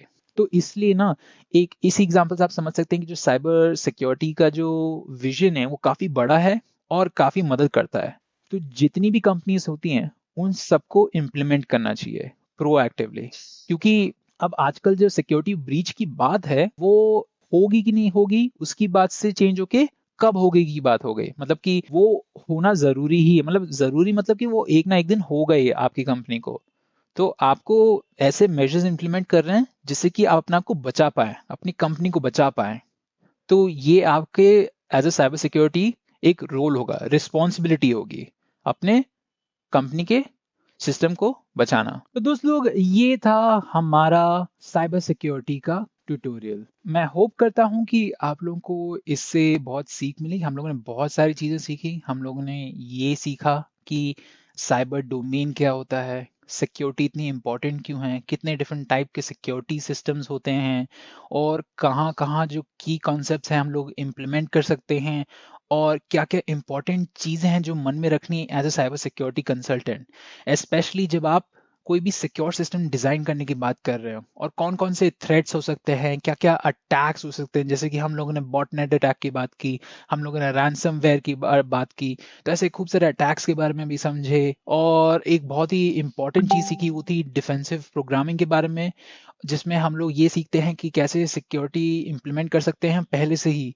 मतलब कि कोड लिखते समय हम लोग कैसे कॉन्सेप्ट्स को मन में रख के अच्छे से कोड कर सकते हैं। तो ऐसे हम लोगों ने बहुत सारी चीजें सीखी जो हम लोग को मदद करेंगी साइबर सिक्योरिटी इंप्लीमेंट करने में फ्यूचर में। तो मैं फिर से होप करता हूँ कि आप लोग को बहुत अच्छा लगा ये कोर्स देखने के लिए, और मैं आपको शुक्रिया करना चाहता हूँ इसको देखने के लिए। और फिर से दोस्तों मैं आप लोगों को ग्रेट लर्निंग एकेडमी के बारे में बताना चाहता हूँ। ये एक फ्री इनिशिएटिव है जो ग्रेट लर्निंग ने शुरू किया है। यहाँ पे आपको 200 से ज्यादा फ्री कोर्सेज मिलेंगे जिसमें हजारों घंटों का फ्री कंटेंट आपको मिलेगा और वो भी खूब सारी बड़ी इन डिमांड टॉपिक्स के ऊपर। और ये सब कंप्लीटली फ्री रहेंगे। रजिस्टर कीजिए कोर्स को और अपना फ्री सर्टिफिकेट ऑफ कंप्लीशन पाइए। लिंक इस वीडियो के नीचे डिस्क्रिप्शन में है। और अगर दोस्तों आप लोगों ने हमारे चैनल को सब्सक्राइब नहीं किया है तो प्लीज सब्सक्राइब करें और बेल आइकन को जरूर दबाएं। इससे आप कभी भी हमारे वीडियोस या कोई नए अपडेट्स को नहीं मिस करेंगे। और अगर आप लोगों को ये वीडियो पसंद आया तो हमें थोड़ा प्यार दिखाएं और इस वीडियो को प्लीज लाइक और शेयर करें। इससे हम लोग बाकी सबके साथ भी ये नॉलेज शेयर कर पाएंगे। और आखिरी चीज, अगर आप लोगों के पास कोई क्वेश्चन या कोई सजेशन है तो उसको नीचे कमेंट सेक्शंस पे लिखें और हम लोग उन पे जरूर रिस्पॉन्ड करेंगे।